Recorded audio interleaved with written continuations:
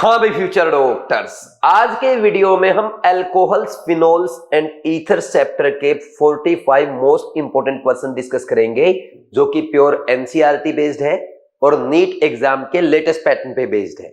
यानी इस चैप्टर से जो क्वेश्चन आपके नीट 2026 एग्जाम में आने वाले हैं वो आपके आज में यही प्रैक्टिस कराने वाला हूं।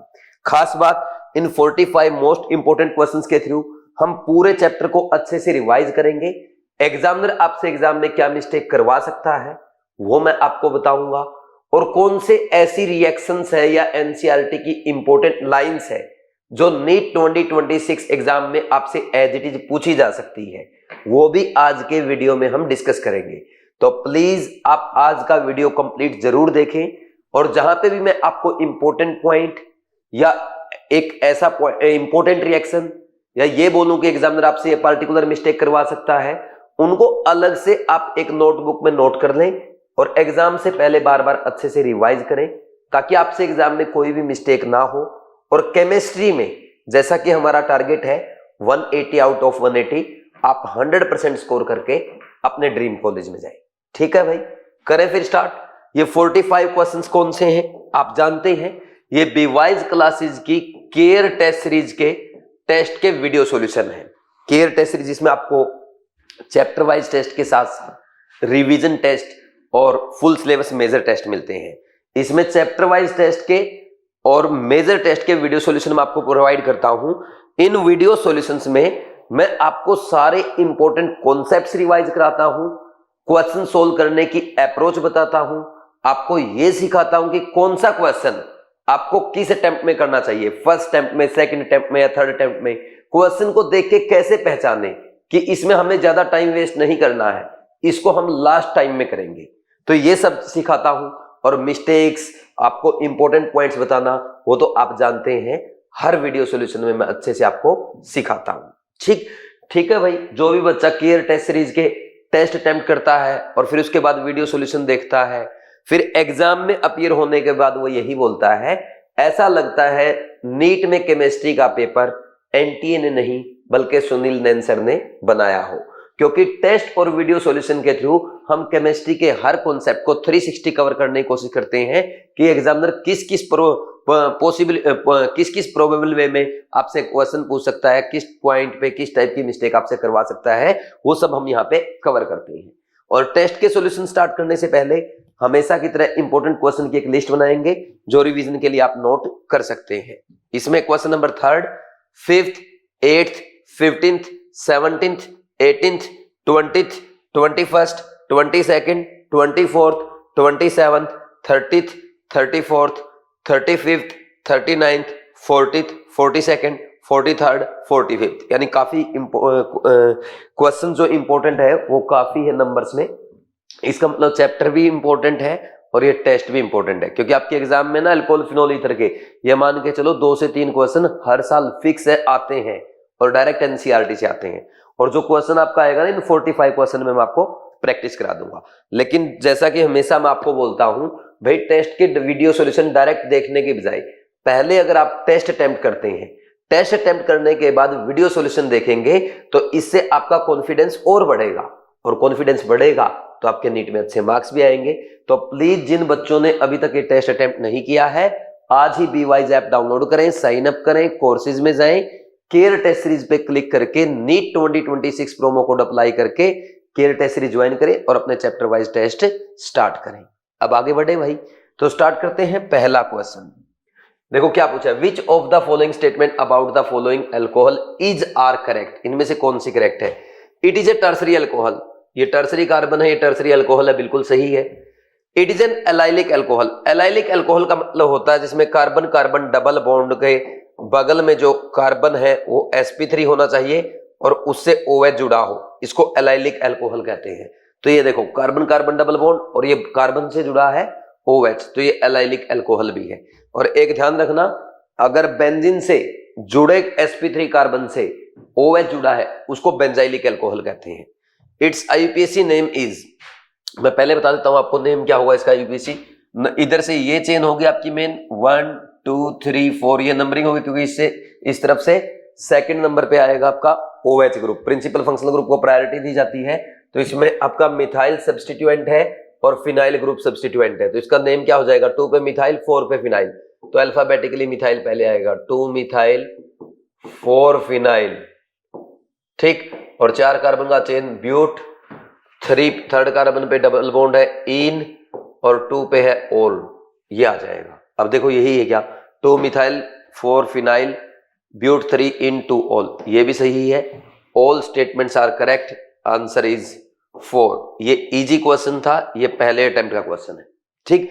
आपको पता है जहां पे मैं ई लिखता हूं, ई का मतलब होता है आपका फर्स्ट अटेम्प्ट का क्वेश्चन है, यानी इजी क्वेश्चन है जो आप विद इन 30 सेकेंड कर लेंगे, ठीक, जिसमें आपको पेन ना चलाना पड़े, ठीक। मीडियम का मतलब होता है एम, ये सेकंड अटेम्प्ट का क्वेश्चन है, आपको आता है लेकिन न्यूमेरिकल सोल्व करना पड़ेगा या रिएक्शन लिख के देखनी पड़ेगी या थोड़ा सा आपको सोचना पड़ेगा, जिसमें 40-50 सेकंड लगेंगे।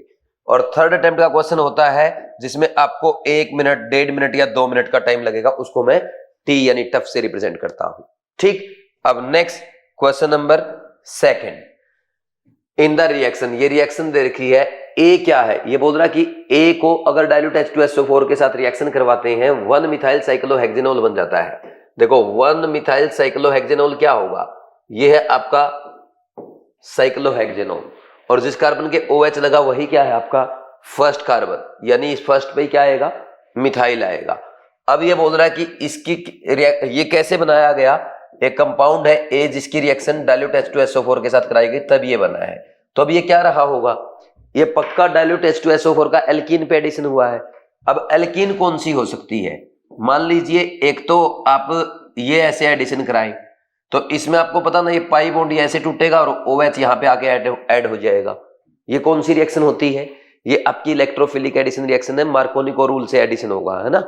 और ऐसा जरूरी नहीं है यही हो, ये भी तो हो सकता है इस केस में कि ये पाई बॉन्ड ऐसे हो, तो ये पाई बॉन्ड ऐसे टूटेगा और यहाँ पे इस कार्बन पे OH ऐड हो जाएगा, तो तब भी वही बनेगा, तो ये दोनों पॉसिबल केस हो सकते हैं। तो देखो कौन सा देखा है, ये तो बिल्कुल नहीं हो सकता क्योंकि यहाँ पे तो अगर आप करेंगे इसमें तो दिक्कत आएगी, ये वाला नहीं बना सकते आप, ठीक। तो 1 and 2 आंसर आएगा इसका, तो आंसर इज 4।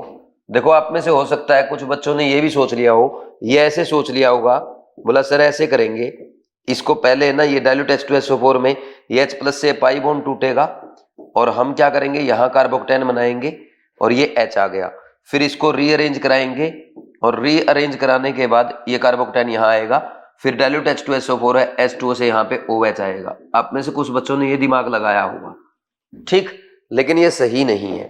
पता क्यों सही नहीं है, क्योंकि जो आपने ये बनाया ना, ये जो कार्बोक्टेन बनाया यही गलत है आपका, इसमें 3 अल्फा H है, और सोचो अगर मैं इसको ये बनाने की बजाय ऐसा बनाता तो यहाँ पे कार्बोक्टेन इस पाई बॉन्ड को इधर तोड़ के इधर कार्बोक्टेन बनाता तो पाई बॉन्ड को तो आप किसी भी तरफ तोड़ सकते हैं ना, राइट में ऊपर की तरफ तोड़ो या नीचे की तरफ तोड़ो, अगर ऐसा तोड़ते हो 4 अल्फा H होते, तो ये वाला कार्बोक्टेन ज्यादा स्टेबल है।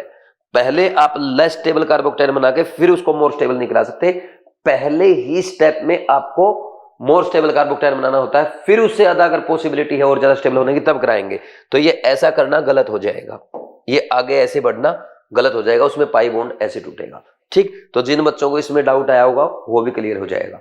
तो आपके टेस्ट के वीडियो सॉल्यूशन में आपको मैं ये भी सिखाता हूं कि यहां आप गलती कर सकते हैं। अब मान लीजिए पहला ऑप्शन ये दिया होता, ठीक, एक ऑप्शन ये होता और एक और थोड़ा सा मान लो और एग्जामिनर ये थोड़ा सा और ऐसा बना लेता जो कंफ्यूजिंग था, या नन कर देता, ऑल कर देता, है ना। जैसे मान लीजिए पहला और तीसरा, पहला ये दूसरा बोथ और नन कर देता, तो मोस्टली बच्चे बोथ लगा देते, ये मैकेनिज्म करते हुए बोथ नहीं आ सकता, ओनली ये आता फिर आंसर, समझे नहीं समझे। तो आंसर क्या है 4, और ये आपका मीडियम लेवल का क्वेश्चन बोलेंगे क्योंकि इसमें थोड़ा सा सोचने वाला पॉइंट है, सेकंड अटेम्प्ट में होगा। नेक्स्ट है third question, very very very important question, ये आपके एनसीईआरटी का इनटेक्स्ट एग्जाम्पल है। क्या है, एनसीईआरटी का इनटेक्स्ट एग्जाम्पल है, और ये आपकी जो बुक है ना, उस बुक में भी मैंने आपको करवा रखा है, जो आपके कोटा क्लासरूम के हैंड रिटन नोट्स है उसमें भी करवाया गया है, और साफ साफ मैंने आपको बताया था कि यहाँ पे देखो कीटो ग्रुप प्रेजेंट है और एस्टर ग्रुप प्रेजेंट है। NaBH4 जो है ये वीक रिड्यूसिंग एजेंट होता है, ये ओनली एल्डिहाइड और कीटोन्स को प्राइमरी एंड सेकेंडरी अल्कोहल में रिड्यूस करता है, ये कभी भी एस्टर या एसिड डेरिवेटिव को रिड्यूस नहीं कर पाता क्योंकि ये वीक रिड्यूसिंग एजेंट है। तो यहां पे क्या करोगे, जो कीटो ग्रुप है उसको तो आप क्या करोगे, सेकेंडरी अल्कोहल में रिड्यूस कराओगे, बाकी के पार्ट को यानी एस्टर पार्ट को डिस्टर्ब नहीं करेंगे। ये एक बहुत ही अच्छा क्वेश्चन है जो एग्जाम में एज इट इज आ सकता है, और अगर आता है तो ये इजी क्वेश्चन कहलाएगा, देखते ही हो जाएगा क्योंकि आपकी बुक में ये क्वेश्चन सोल्व कराया गया है, नोट्स में पढ़ाया गया है, ड्रीम बैच में करवाया है, कृष्णा बैच में भी करवा रखा है। ठीक है भाई, तो ये अच्छा क्वेश्चन है, एग्जाम में आ जाए ना तो मुझे थैंक यू बोल देना। ठीक, फिर रिपीट कर देता हूं। देखो एनसीईआरटी का इंटेक्स्ट एग्जाम्पल है, आपको ड्रीम बैच में कराया है, कृष्णा बैच में कराया है, आपके क्लास नोट्स में लिखवाया है, और वहां भी लिखा था मैंने, हे एग्जामिनर क्वेश्चन एग्जाम में जरूर पूछो। ठीक, इसमें क्या है, ये जो आपका कीटो ग्रुप दिया है और ये एस्टर ग्रुप है, यहाँ पे कार्बन है, ये एस्टर ग्रुप है, NaBH4 के साथ रिएक्शन करा रहा है, क्या बनेगा, NaBH4 एक वीक रिड्यूसिंग एजेंट होता है जो कि सिर्फ एल्डिहाइड और कीटोन को अल्कोहल में रिड्यूस करता है, वो कभी भी एसिड के डेरिवेटिव्स को रिड्यूस नहीं कर पाता, यानी एस्टर और एसिड हैलाइड वगैरह को रिड्यूस नहीं करेगा। तो आप यहाँ पे इनको इस पार्ट को डिस्टर्ब नहीं करेंगे, एस्टर पार्ट को, ओनली कीटोन से क्या बनाएंगे, अल्कोहल, और आंसर आ जाएगा 2। ठीक है भाई, कर लेंगे। हे एग्जामिनर ये क्वेश्चन एग्जाम में जरूर पूछो, इंपॉर्टेंट फॉर नीट 2026 लिख दूं यहाँ पे, जरूरी नहीं है कि क्वेश्चन पूरा मतलब सीधा डायरेक्ट सिंगल लाइन में आए, हो सकता है ऐसा किसी स्टेप में यूज कर ले, तो ध्यान रखना NaBH4 वीक रिड्यूसिंग एजेंट है जो कि सिर्फ एल्डिहाइड और कीटोन को अल्कोहल में रिड्यूस करता है, सिंगल स्टेप रिडक्शन है। ठीक, नेक्स्ट आपने लिख लिया कौन से अटेम्प्ट का क्वेश्चन है, फर्स्ट अटेम्प्ट का, इजी। द कंपाउंड, ये दे रखा है, compound on reduction with LiAlH4 ether followed by treatment with dilute acid gives. देखो ये वाला जो है ना, इसमें सुनना आप मेरी बात ध्यान से, ये देखो ये कंपाउंड लिखा हुआ इसने, है ना, इसका रिडक्शन करा रहे हैं आप LiAlH4 ईथर के साथ। ठीक, इसमें क्या होगा, इसमें सबसे पहले जो आपका LiAlH4 है ये होता है स्ट्रॉन्ग रिड्यूसिंग एजेंट। ठीक, ये क्या है, स्ट्रॉन्ग रिड्यूसिंग एजेंट, और स्ट्रॉन्ग रिड्यूसिंग एजेंट क्या करेगा, ये आपके कीटो ग्रुप को भी रिड्यूस कर देगा, और साथ में ये जो आपका ना एस्टर ग्रुप है इसको भी रिड्यूस कर देगा अल्कोहल में, ये ऐसे बना देगा, देखना इसका असल में होता ये है, प्रोसेस ये होती है, पहले ये इसका क्या करेगा, एल्डिहाइड बना देगा और इधर वाले पार्ट का इथेनॉल बना देगा, ये बना दिया, और स्ट्रॉन्ग रिड्यूसिंग एजेंट है तो ये क्या करेगा, फर्दर इसको भी रिड्यूस कर देगा, किसमें, अल्कोहल में, ये बन जाएगा।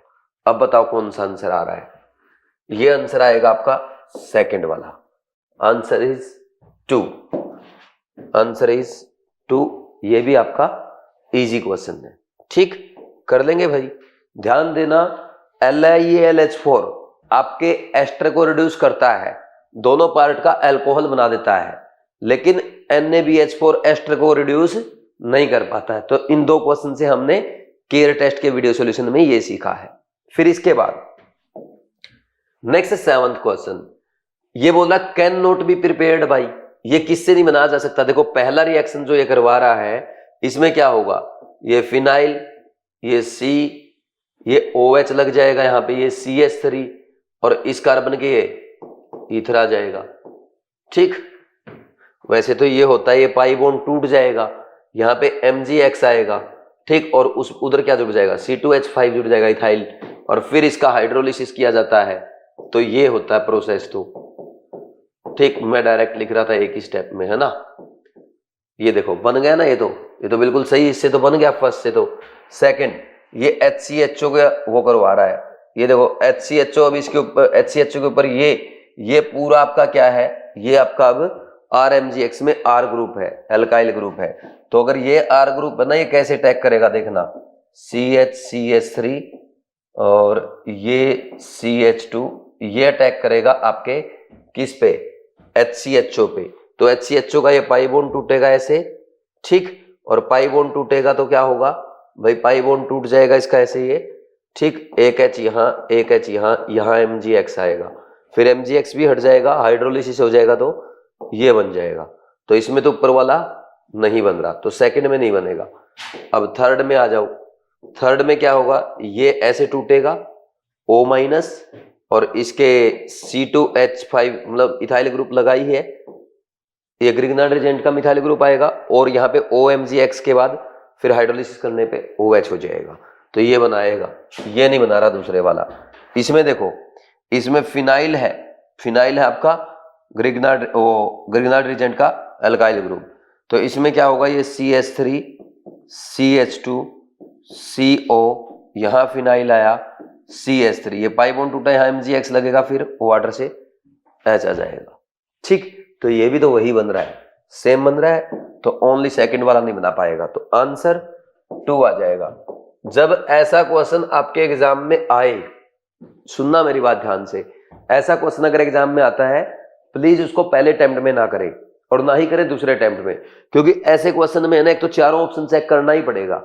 भले ही आपने ना दूसरे ऑप्शन पे डिसाइड कर लिया था कि यार ये नहीं आ सकता, फिर भी मन में एक डाउट रहता है, यार कोई गलती तो नहीं हो रही, और जहां पे चारों ऑप्शन चेक करने पड़े ना, ये 1 मिनट से ज्यादा खाएगा ही खाएगा। ठीक, तो ये हमारा थर्ड अटेम्प्ट का क्वेश्चन कहलाएगा टी। ठीक, next, which among the following compound will give a secondary alcohol on reacting with Grignard reagent followed by acidic hydrolysis. ये बोल रहा है कि सेकेंडरी अल्कोहल कौन देगा।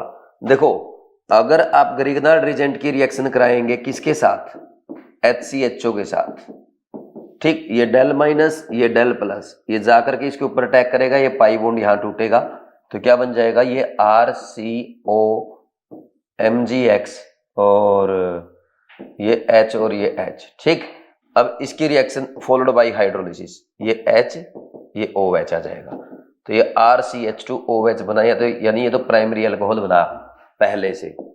दूसरे से देखते हैं, दूसरा है इथाइल, ये है प्रोपेनल, ये RMgX की रिएक्शन कराओ इसकी, फिर CH3 CH2 CO, फिर ये जाकर के अटैक करेगा, ये पाई बॉन्ड टूट जाएगा ऐसे, है ना।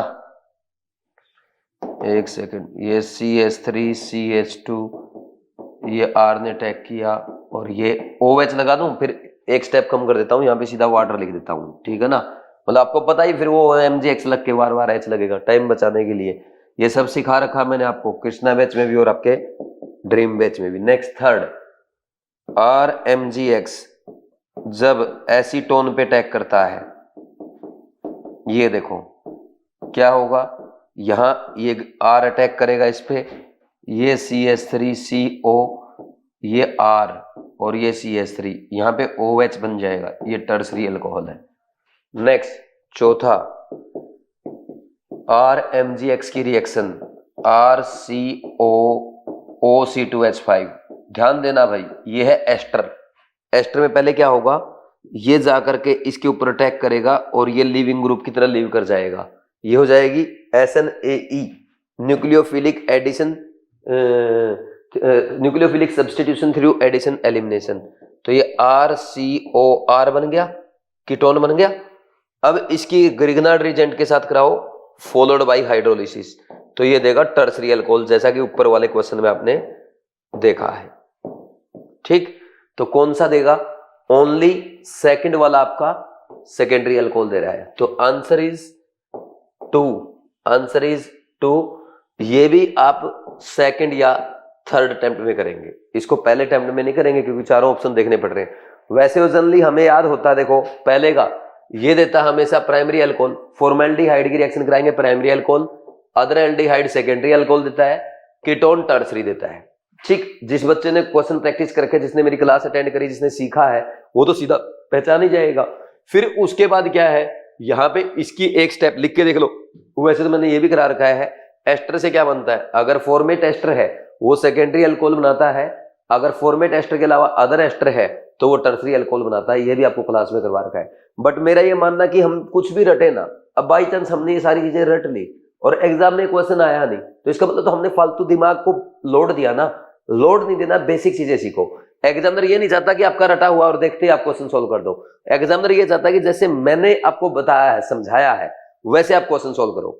अब इसका मतलब ये भी नहीं है कि जो क्वेश्चन डायरेक्ट हमें याद है उनको भी हम ऐसे लिख लिख के सोल्व करेंगे, क्योंकि एग्जामिनर ऐसा चाहता है। अरे एग्जामिनर चाहता है, इसका मतलब ये कि आप बेसिक सीख के आओ, ठीक। ये नहीं कि वहां पे हर क्वेश्चन का एक्सप्लेनेशन लिखो।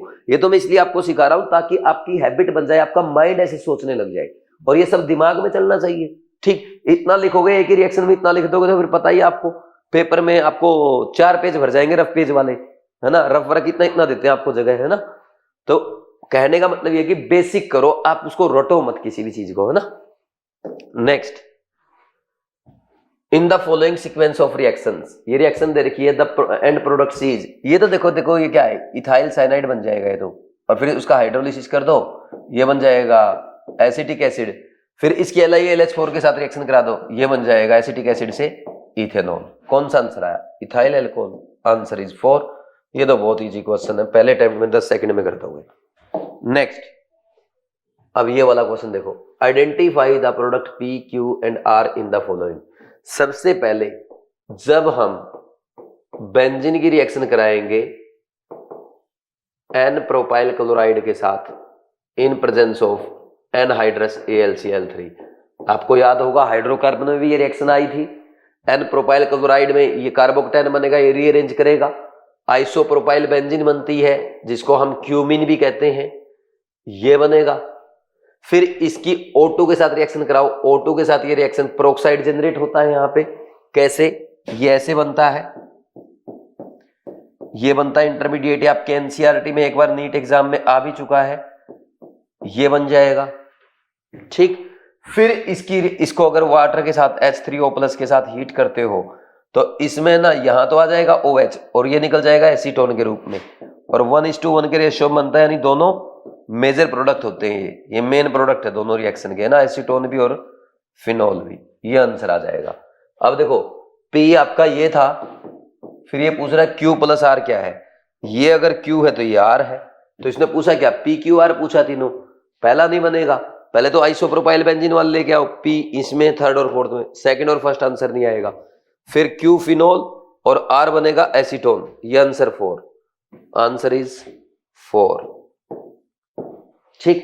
ये सेकंड अटेम्प्ट तक जा सकते हो। वैसे आसान क्वेश्चन है, सब बच्चे जानते हैं इसको, क्लास में मैं बड़े अच्छे से बार बार बोलता हूँ कि एग्जाम में आ सकता है ना। Good question for NEET exam या नीट 2026 लिख लो, ये भी आ सकता है, ठीक। अच्छा क्वेश्चन है।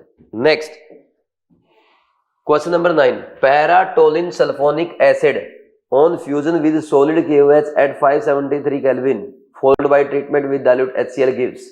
देखो क्या बोल रहा है, ये है आपका, ये CH3 है ना, और वैसे तो आप ये भी लिख सकते हो इसको, पैराटोलिन सल्फोनिक एसिड बोल रहा ना, ये SO3H पैरापोषण पे मिथाइल ग्रुप, इसका फ्यूजन किया गया किसके साथ? सॉलिड KOH के साथ, ठीक, एट 573 केल्विन, ठीक। ये देखो ये 573 केल्विन, तो यहां क्या बनता है? फिनोल बन जाता है, और जो फिनोल है ना वो यहां पे KOH के साथ रिएक्शन करके ये बना लेता है, ठीक। फिर इसमें अगर डाइल्यूट HCl डालते हो, ये बन जाएगा वापिस से फिनोल, समझे या नहीं? ठीक, तो आंसर आ गया paracresol, paracresol will be the answer, answer is 1। Easy question है ना, और गुड क्वेश्चन है, ये एनसीईआरटी में है, तो ऐसे क्वेश्चन या तो एग्जाम में एज इट इज आ सकते हैं, या कहीं बीच स्टेप में एग्जामिनर आपका क्वेश्चन में यूज कर सकता है, ठीक है भाई। Next, question number 10, which of the following is the most soluble in water. भाई देखो सोल्यूबिलिटी डायरेक्टली प्रोपोर्शनल होती है, देखो as molecular weight increase solubility decrease, क्योंकि अल्कोहल का अगर मोलिकुलर वेट बढ़ता है इसका मतलब ये हुआ कि उसमें अल्काइल ग्रुप का साइज बढ़ रहा है, और अल्काइल ग्रुप हम जानते हैं अल्काइल ग्रुप क्या होता है, अल्काइल ग्रुप आपका वाटर रिपेलिंग होता है, ठीक। दूसरा, as branching increase solubility increase, ठीक, क्योंकि ब्रांचिंग बढ़ेगी तो जो आपका अल्काइल ग्रुप है, जो वाटर रिपेलिंग है, हाइड्रोफोबिक है, उसका सरफेस एरिया घटेगा, जिसके कारण वो कम रिपेल करेगा, सोल्यूबिलिटी बढ़ेगी। और क्या बोल सकते हैं, और as number of OH group increase, उससे भी सोल्यूबिलिटी ऑफ अल्कोहल बढ़ती है क्योंकि हाइड्रोजन बॉन्डिंग ज्यादा होगी। अभी बोल रहा है कि मोस्ट सोल्यूबल कौन सा है, n butyl alcohol, isobutyl alcohol, tertiary butyl alcohol, secondary butyl alcohol. तो सिंपल सी बात है, सारे ही 4 कार्बन के हैं तो मोलिकुलर वेट वाला कॉन्सेप्ट खत्म हो गया, सब में एक OH ग्रुप है, थर्ड कॉन्सेप्ट भी खत्म हो गया, बचा कौन सा, सेकंड। अब इसमें सबसे ज्यादा किसकी होगी सोल्यूबिलिटी, देखो सबसे कम तो होगी आपकी किसकी, एन ब्यूटाइल अल्कोहल की, इसकी सबसे कम, ठीक, ये तो हो गया लिस्ट सोल्यूबल, ठीक। या ऐसे करना चाहो तो ऐसे भी कर सकते हो आप इसको, इससे ज्यादा सोल्यूबल जो होगा वो सेकेंडरी अल्कोहल, ठीक, और इससे भी ज्यादा सोल्यूबल जो होगा वो ये वाला प्राइमरी अल्कोहल। एक सेकेंड, उल्टा कर दिया क्या मैंने, सेकेंडरी अल्कोहल ज्यादा सोल्यूबल आएगा और प्राइमरी अल्कोहल कम सोल्यूबल होगा, ये लिखना था, ये देखो, ठीक। और इनमें सबसे ज्यादा सोल्यूबल हो जाएगा टर्सरी अल्कोहल, ठीक है, और टर्सरी अल्कोहल दे रखा है थर्ड ऑप्शन में। आंसर इज 3, आंसर इज 3, और ये है आपका फर्स्ट अटेम्प्ट का ही क्वेश्चन, मानो इसमें कुछ है ही नहीं, जी है, सब क्लास में सिखा रखा है, ठीक। नेक्स्ट है question number 11, HBr react fastest with, देखो directly proportional to stability of carbocation करोगे तो अगर हम अल्कोहल की बात करें यहाँ पे टर्सरी की सबसे ज्यादा, उससे कम सेकेंडरी और सबसे पहले कम प्राइमरी का होता है। अब देखो कौन सा है, ये 2 मिथाइल प्रोपेन 1 ऑल, ये प्राइमरी अल्कोहल है, 2 मिथाइल प्रोपेन 2 ऑल, ये टर्सरी अल्कोहल है, प्रोपेन 2 ऑल ये सेकेंडरी अल्कोहल है, प्रोपेन 1 ऑल ये प्राइमरी अल्कोहल है। तो react fastest with, answer is 2। ये क्वेश्चन कई बार आ चुका है, बहुत इजी क्वेश्चन है, हर बच्चा इसको आराम से कर सकता है, ठीक, पहले अटेम्प्ट में हो जाएगा। नेक्स्ट है question number 12, which of the following react fastest with concentrated HCl, वही बात है, रिएक्टिविटी टर्सरी की सबसे ज्यादा, उससे कम सेकेंडरी, उससे कम प्राइमरी, ठीक, जैसे HBr की थी वैसे ही होगी ना। अब देखो इनमें क्या कर रखा है इसने, यहां पे ये प्राइमरी अल्कोहल है, ये सेकेंडरी अल्कोहल है और ये रेजोनेंस स्टेबलाइज है, ये रेजोनेंस स्टेबलाइज कार्बोकेटाइन देगा ना, और ये क्या है, ये सिंपल टर्सरी अल्कोहल है और ये भी रेजोनेंस स्टेबलाइज कार्बोकेटाइन देगा। तो इसमें सबसे ज्यादा स्टेबिलिटी जो होगी ना, सबसे ज्यादा रिएक्टिविटी जो होगी वो सेकंड की आ जाएगी, सेकंड मोस्ट रिएक्टिव हो जाएगा। आंसर इज 2, है ना, समझे या नहीं समझे? अरे क्योंकि यहां से OH जाएगा, कार्बोकेटाइन बनेगा ना यहाँ पे, ठीक। ये भी इजी क्वेश्चन है, आराम से सोल्व कर सकते हो आप, ठीक। नेक्स्ट क्वेश्चन नंबर अच्छा, इसमें ना रेजोनेंस स्टेबलाइज की स्टेबिलिटी थोड़ी सी, रिएक्टिविटी थोड़ी ज्यादा रहती है। आपने बोला सर, आपने टर्सरी बोला था, टर्सरी जो रेजोनेंस स्टेबलाइज है वो और ज्यादा रिएक्टिव हो जाता है इसमें, है ना।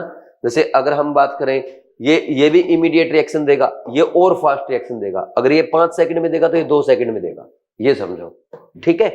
Next, the major product formed when 3,3-dimethyl butane 2-ol is heated with concentrated sulfuric acid. The major product formed when 3,3-dimethyl butane 2-ol, 3,3-dimethyl butane 2-ol, लो भाई, is heated with concentrated sulfuric acid. तो concentrated sulfuric acid पता क्या करेगा, ये काम करेगा dehydration का, तो ये इसमें ना ये निकलेगा आपका, वाटर निकल जाएगा, ठीक।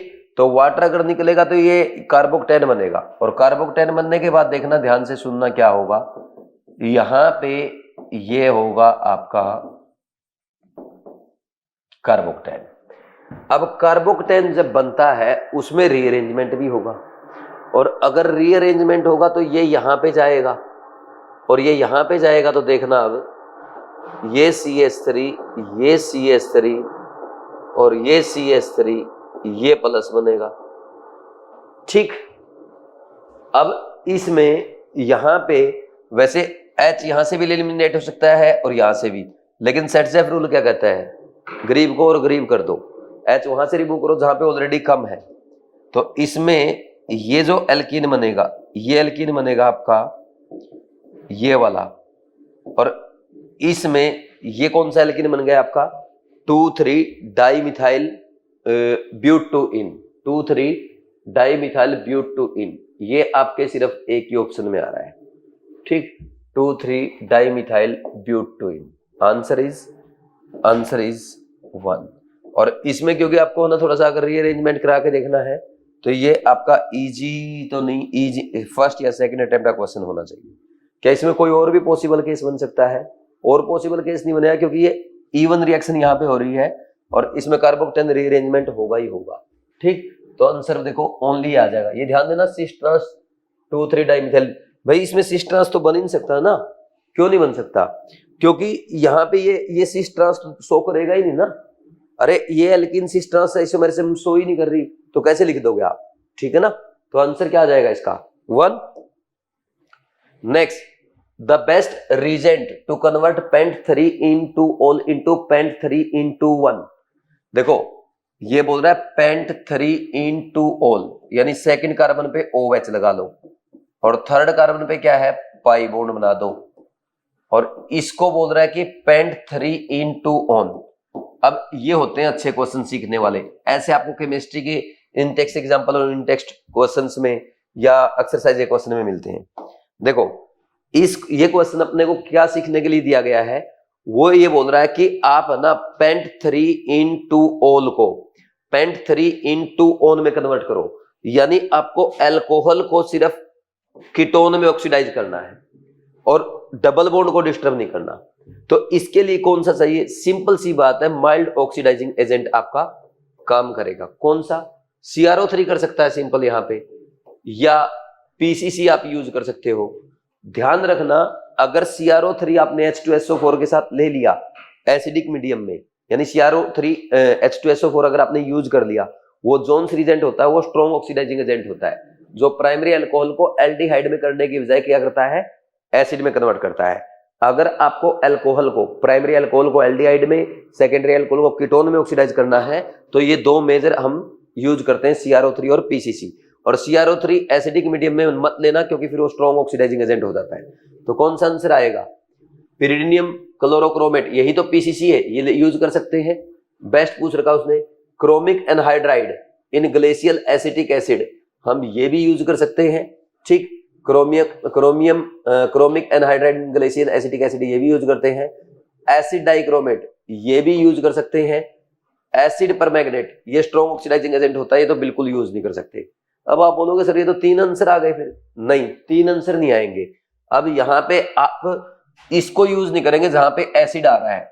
एसिड को क्यों यूज नहीं करेंगे? क्योंकि देखो कार्बन कार्बन डबल बॉन्ड जहां पे है तो एसिड क्या करेगा, एसिड का H+ वो कार्बन कार्बन डबल बॉन्ड के साथ है इलेक्ट्रोफिलिक एडिशन रिएक्शन देने लग जाएगा। इसलिए ना तो आप थर्ड वाला यूज करेंगे जिसमें एसिडिक कंडीशन आ रही है, और ना ही आप सेकंड वाला यूज करेंगे due to presence of carbon carbon double bond. क्योंकि आपको पता है ना, अगर कार्बन कार्बन डबल बॉन्ड है, जैसे मान लीजिए कार्बन कार्बन डबल बॉन्ड है और इसमें आप H+ डाल दो, ठीक, थोड़ा सा भी H+ डालोगे तो ये क्या करेगा, कार्बोक्टेन बना देगा।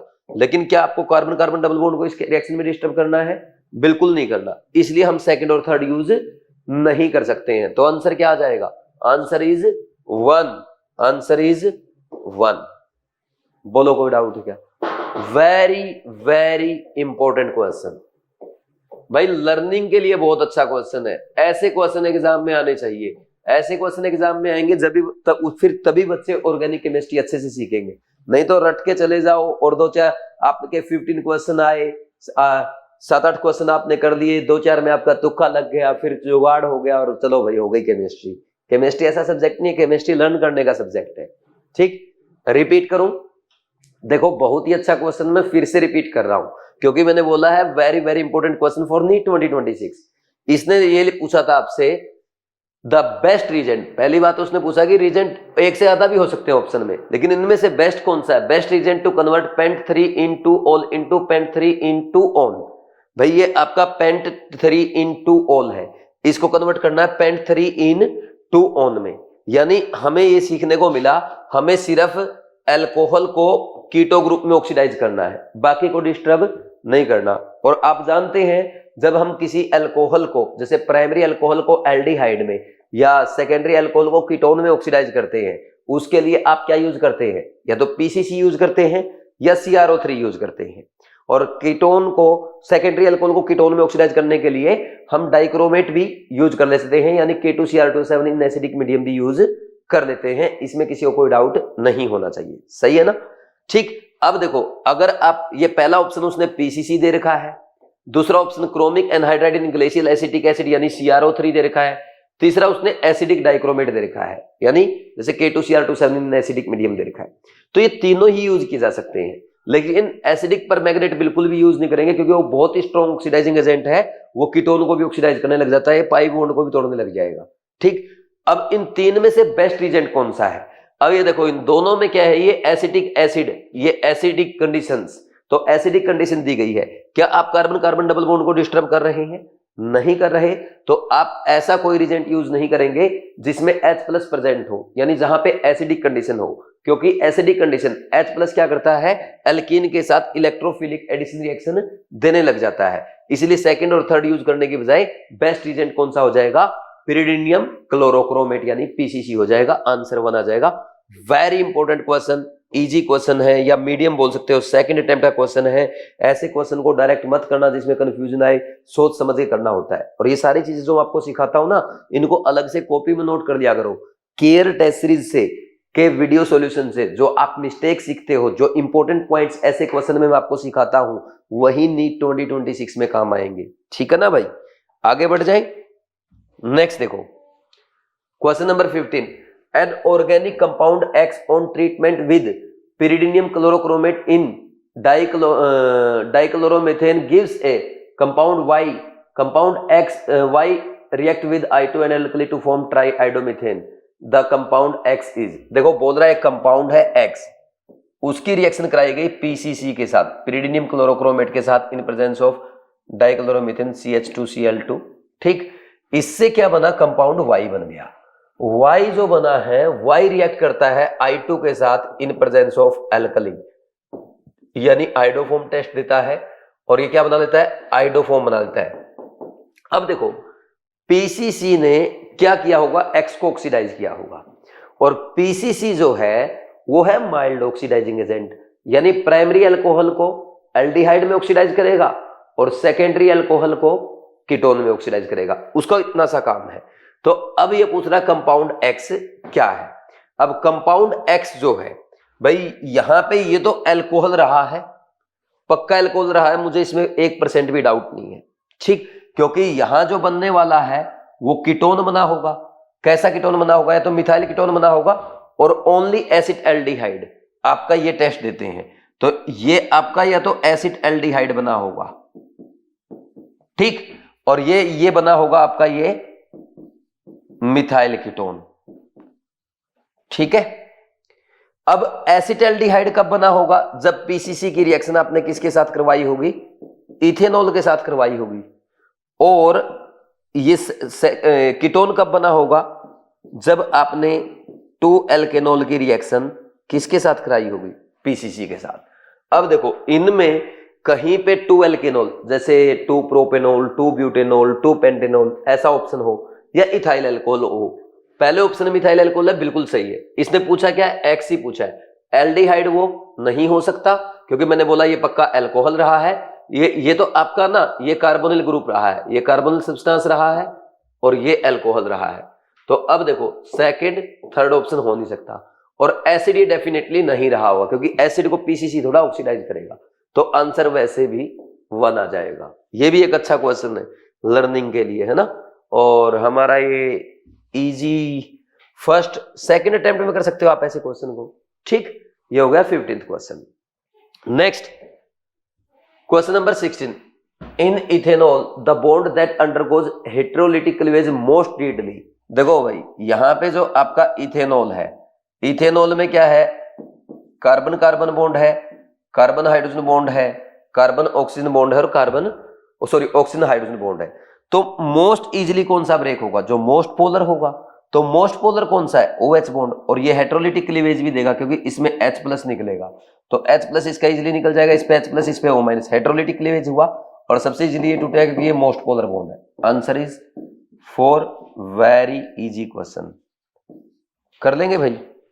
Next question number 17, compound A, ये दे रखा है इसका formula C8H10O is found to react with NaOI produced by reacting Y with NaOH, यानी ये I2 with NaOH है, ठीक है, I2 alkali है ये, and yields a yellow precipitate with characteristic smell A and Y are respectively। देखो मैं simple आपको बता देता हूं, वो क्या बोल रहा है, जो कंपाउंड है ए क्या देगा आपको, ए की रिएक्शन करवाई है उसने किसके साथ, NaOI, या आप इसको ना I2NaOH भी लिखते हो, I2NaOH, ठीक है। और ये क्या बोल रहा है, ये बना रहा है येलो पीपीटी, तो पक्का आइडोफॉर्म बना है ना, येलो पीपीटी तो आइडोफॉर्म की तो बनती है, ठीक। तो ये बोल रहा है, और साथ में क्या बना है, प्रोड्यूस्ड बाय वाई, अच्छा वाई से बना, तो वाई क्या हो गया, ये वाई हो गया आपका। अब ए बताना आपको क्या है, देखो ए क्या रहा होगा, या तो 2 एल्केनोल रहा होगा या मिथाइल कीटोन रहा होगा। अगर मिथाइल कीटोन ये है तो ऐसा बनेगा ना COCH3, ये मिथाइल कीटोन है, एसिटोफिनोन। अब चेक करना है एक बार इसका, कितने कार्बन है, 8 कार्बन हो गए। हाइड्रोजन चेक करो, 1 2 3 4 5 और 3 8, लेकिन इसके ऑप्शन में कितने हैं, 10, तो मिथाइल कीटोन ये नहीं हो सकता क्योंकि 8 ही कार्बन आए। अब आप चेक करो 2 एल्केनोल, 2 एल्केनोल में अब चेक करो सही है क्या फॉर्मूला, C8 मतलब 8 कार्बन हो गए, ठीक। हाइड्रोजन चेक करो, 3 और 1 4 5 6 7 8 9 10, H10 और 1 ऑक्सीजन, तो ये है आपका वो कंपाउंड। तो कौन सा आंसर आ जाएगा, ये आ गया आपका ए, तो ये रहा और ये वाई रहा। Answer is third. Very good question, very good question for NEET. अब अच्छी बात आपके लिए पता क्या हो गई, वो जो ऑप्शन मैंने बताया था ना आपको, ये भी ये रिएक्शन दे सकता था, ये भी सेम ही रिएक्शन देता है, इसमें कोई दिक्कत नहीं थी मिथाइल कीटोन में, लेकिन इसकी दिक्कत क्या हुई, इसका फॉर्मूला बन गया C8H8O, तो ये फॉर्मूले में फेल हो गया, ये ए हो ही नहीं सकता, ठीक। शानदार क्वेश्चन है, नीट एग्जाम में आ सकता है, ठीक, नीट 2026 में आ सकता है, ठीक है भाई। Next question number 18, among the following the compound the strongest acid is.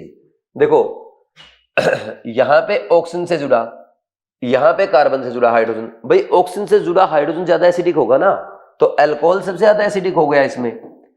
फिर इसमें ये कार्बन sp, इसमें कार्बन sp है, इसमें कार्बन sp2 है, इसमें भी कार्बन sp2 है, तो कार्बन sp वाला ज्यादा एसिडिक होगा। और हम जानते हैं बेंजीन ज्यादा एसिडिक होता है इथीन से, कार्बन sp2 वाले में, ठीक। ये ऑर्डर आ जाएगा एसिडिक स्ट्रेंथ का, तो सबसे ज्यादा एसिडिक कौन है, 4। ऐसे इजी क्वेश्चन भी कई बार एग्जाम में पूछ लिए जाते हैं, ठीक।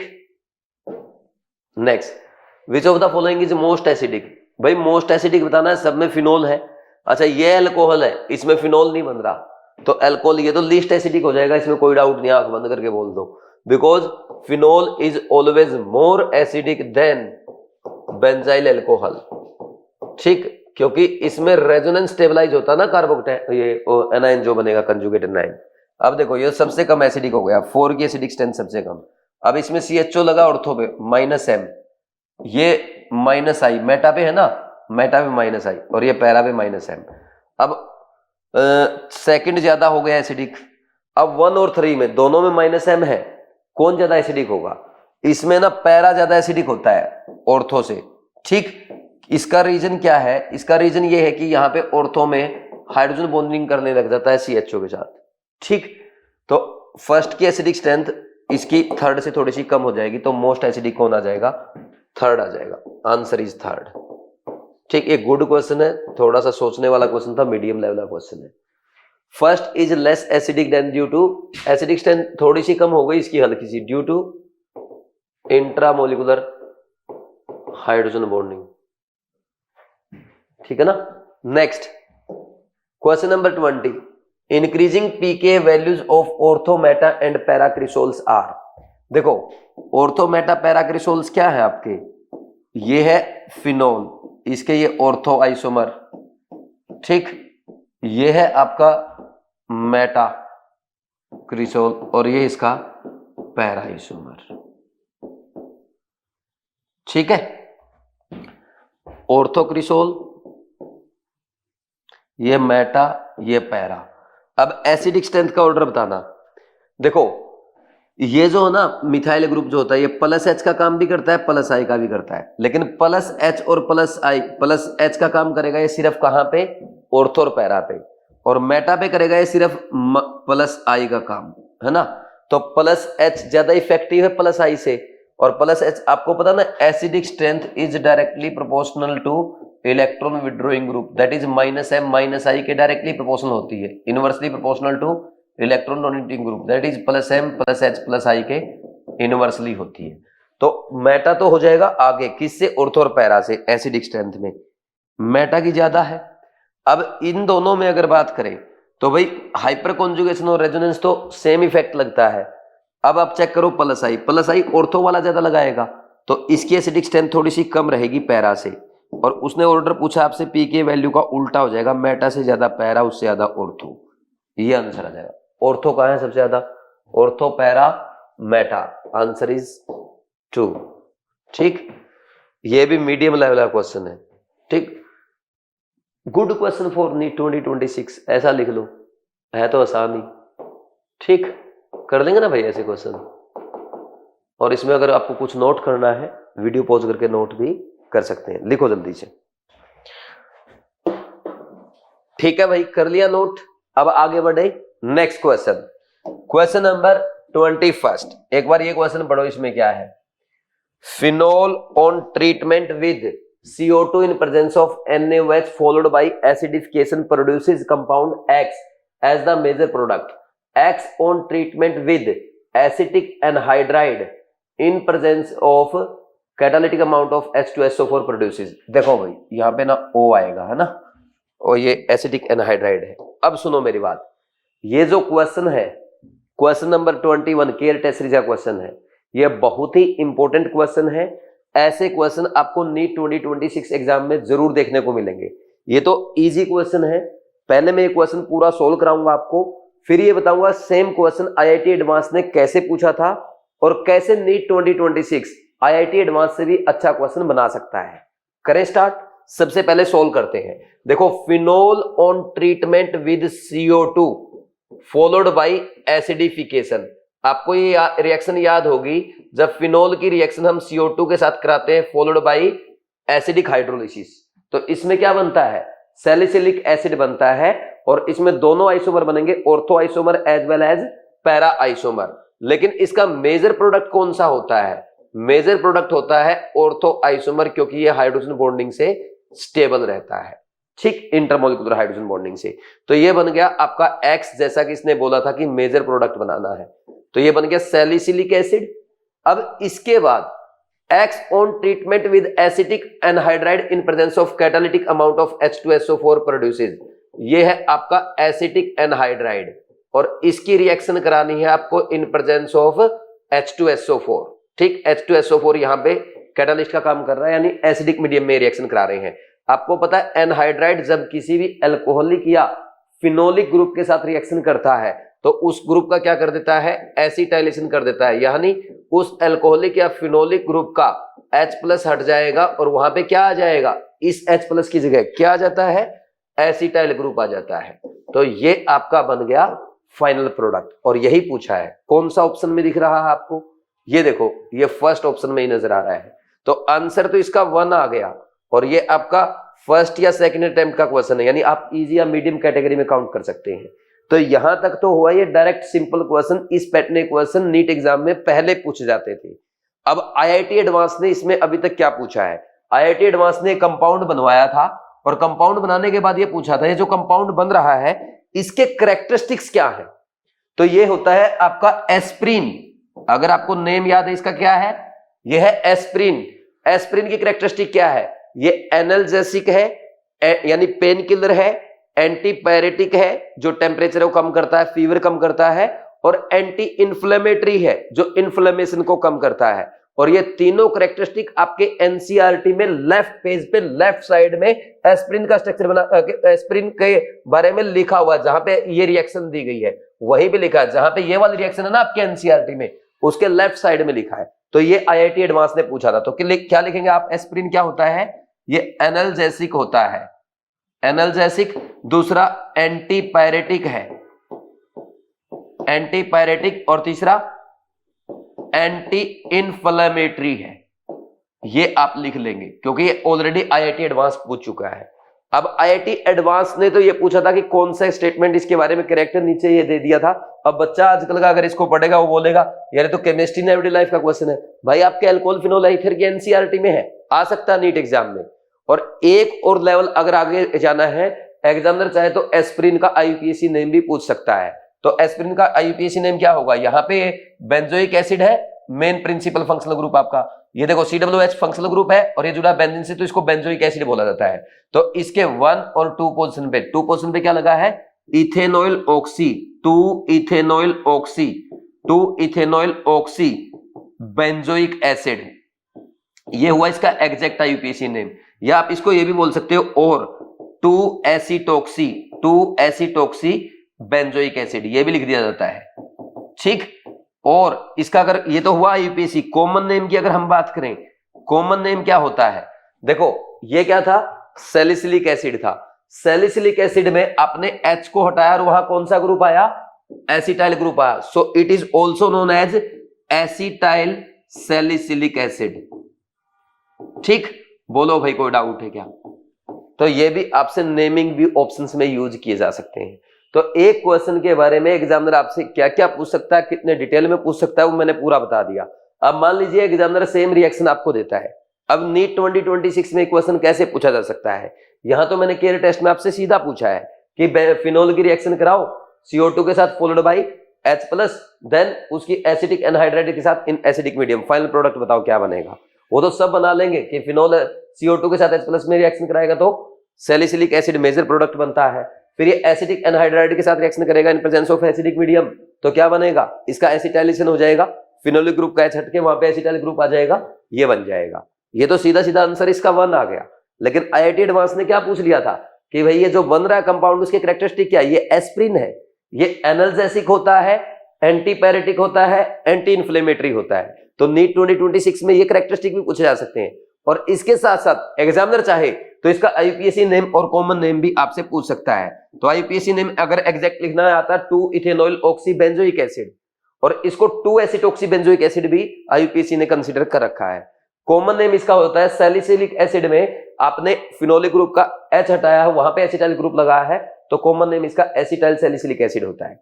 तो ऐसे केयर टेस्ट सीरीज में मैं आपको एक एक क्वेश्चन के साथ उसका 360 कवर करा रहा हूं। क्या एग्जामिनर पूछ सकता है, आईआईटी में क्या आता, नीट 2026 में क्या चेंज हो सकते हैं।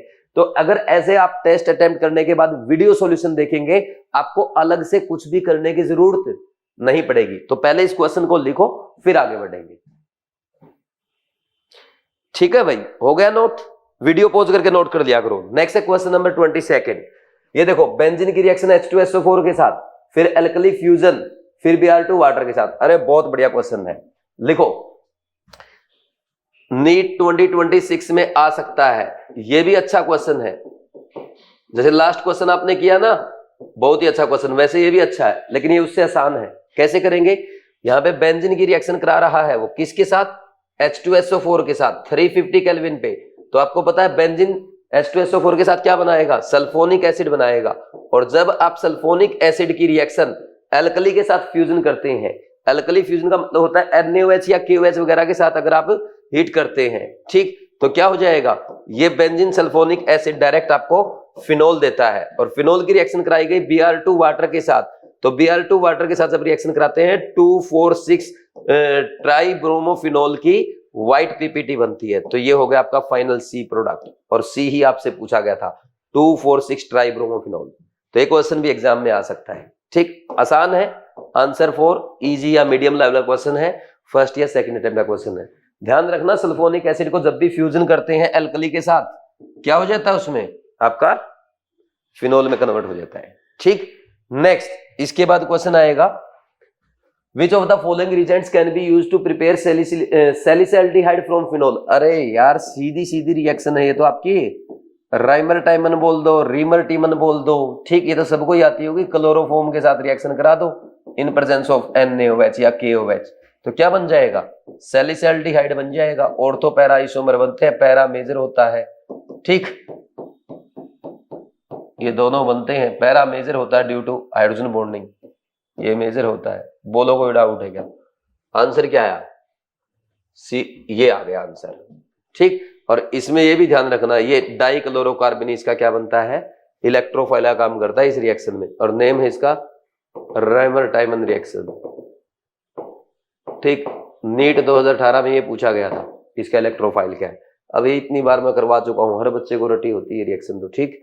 आंसर इज 3, ये इजी क्वेश्चन है, कोई भी बच्चा कर देगा। Next question number 24, which of the following compound decomposes sodium carbonate.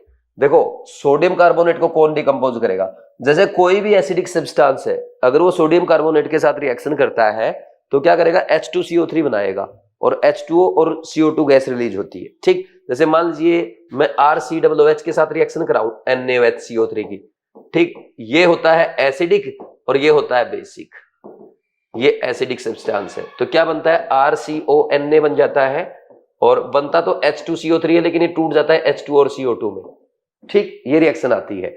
अब जो कंपाउंड आपका ये H2CO3 है, जो कंपाउंड H2CO3 से ज्यादा एसिडिक है वही क्या करेगा, इसको तोड़ पाएगा। अब जैसे अगर हम बात करें पिक्रिक एसिड की, पिक्रिक एसिड तो बहुत स्ट्रॉन्ग एसिड होता है जनरली। अगर हम बात करें पिक्रिक एसिड तो आपका है ना, ये जो आपका यह था ना RCOOH, इससे भी स्ट्रॉन्ग एसिड है, ठीक। और अगर यहां पे आप फिर H2CO3 और फिर इससे कम एसिडिक होता है फिनोल, यानी कौन डिकम्पोज कर सकता है, NaHCO3 को। देखो कोई भी एसिडिक सब्सटेंस बेसिक सब्सटेंस के साथ रिएक्शन करके अपने से एसिडिक सब्सटेंस नहीं देगा, यानी जो ये फिनोल वगैरह है ना, ये फिनोल वगैरह H2CO3 प्रोड्यूस नहीं कर सकते, तो फिनोल नहीं बनाएगा। अब आप बोलेंगे सर 2-नाइट्रोफिनोल दिया है, 2-नाइट्रोफिनोल भी रिएक्शन नहीं देता, क्योंकि 2-नाइट्रोफिनोल में हाइड्रोजन बॉन्डिंग होने के कारण इसकी एसिडिक स्ट्रेंथ थोड़ी सी कम रहती है, ठीक। मिथॉक्सीफिनोल इसकी तो औकात ही नहीं है, मिथॉक्सीफिनोल का तो मतलब ही नहीं है, कहां है मिथॉक्सीफिनोल, कहां लगाऊं इसके मिथॉक्सी, कहीं लगा दो, इसकी तो एसिडिक स्ट्रेंथ और कम होगी। 2,4,6 ट्राइनाइट्रोफिनोल रिएक्शन दे सकता है, क्योंकि 2,4,6 ट्राइनाइट्रोफिनोल जब NaHCO3 के साथ रिएक्शन करेगा तो यहाँ पे सोल्ट बनेगा, इसका सोडियम सोल्ट बनेगा, और ये H2CO3 बना सकता है आराम से, ठीक। तो कोई भी एसिडिक सब्सटेंस बेसिक सब्सटेंस के साथ रिएक्शन करके अपने से ज्यादा एसिडिक सब्सटेंस नहीं बनाएगा, इसलिए फिनोल सोडियम बाइकार्बोनेट के साथ रिएक्शन करके H2CO3 नहीं बना पाता है। आंसर इज 4 ये रिएक्शन कर जाएगा, और ये इजी क्वेश्चन कहलाएगा, हर बच्चा करता है, क्लास में मैंने करवा रखा है, हो गया होगा आपका। Next 25, phenol can be distinguished from ethanol by the following. भाई फिनोल न्यूट्रल FeCl3 की रिएक्शन कराओ आप, किसके साथ, एक बार फिनोल के साथ और एक बार इथेनॉल के साथ। तो इथेनॉल के साथ तो ये रिएक्शन देगा नहीं, और फिनोल के साथ रिएक्शन देने पे क्या करता है, फिनोल के साथ रिएक्शन देने पे क्या करता है, ये वॉयलेट कलर देता है सॉल्यूशन में। तो आंसर कौन सा आ गया, आंसर इज 3। बोलो कोई डाउट है क्या, ठीक। इससे भी डिस्टिंग्विश कर सकते हैं, एक सेकंड, उसने बोला कि can be distinguish by which of the by following reason except. ये क्वेश्चन अच्छा बन गया भाई अब, है ना, मुझे लगा डायरेक्ट ये पूछ रहा। देखो मैंने भी गलती करती ना, पेपर मैंने बना, मैं भी जल्दबाजी कर गया, मैं सीधा वो आंसर लगा रहा था कि इससे सेपरेट कर सकते, क्योंकि ध्यान ही इस पे गया।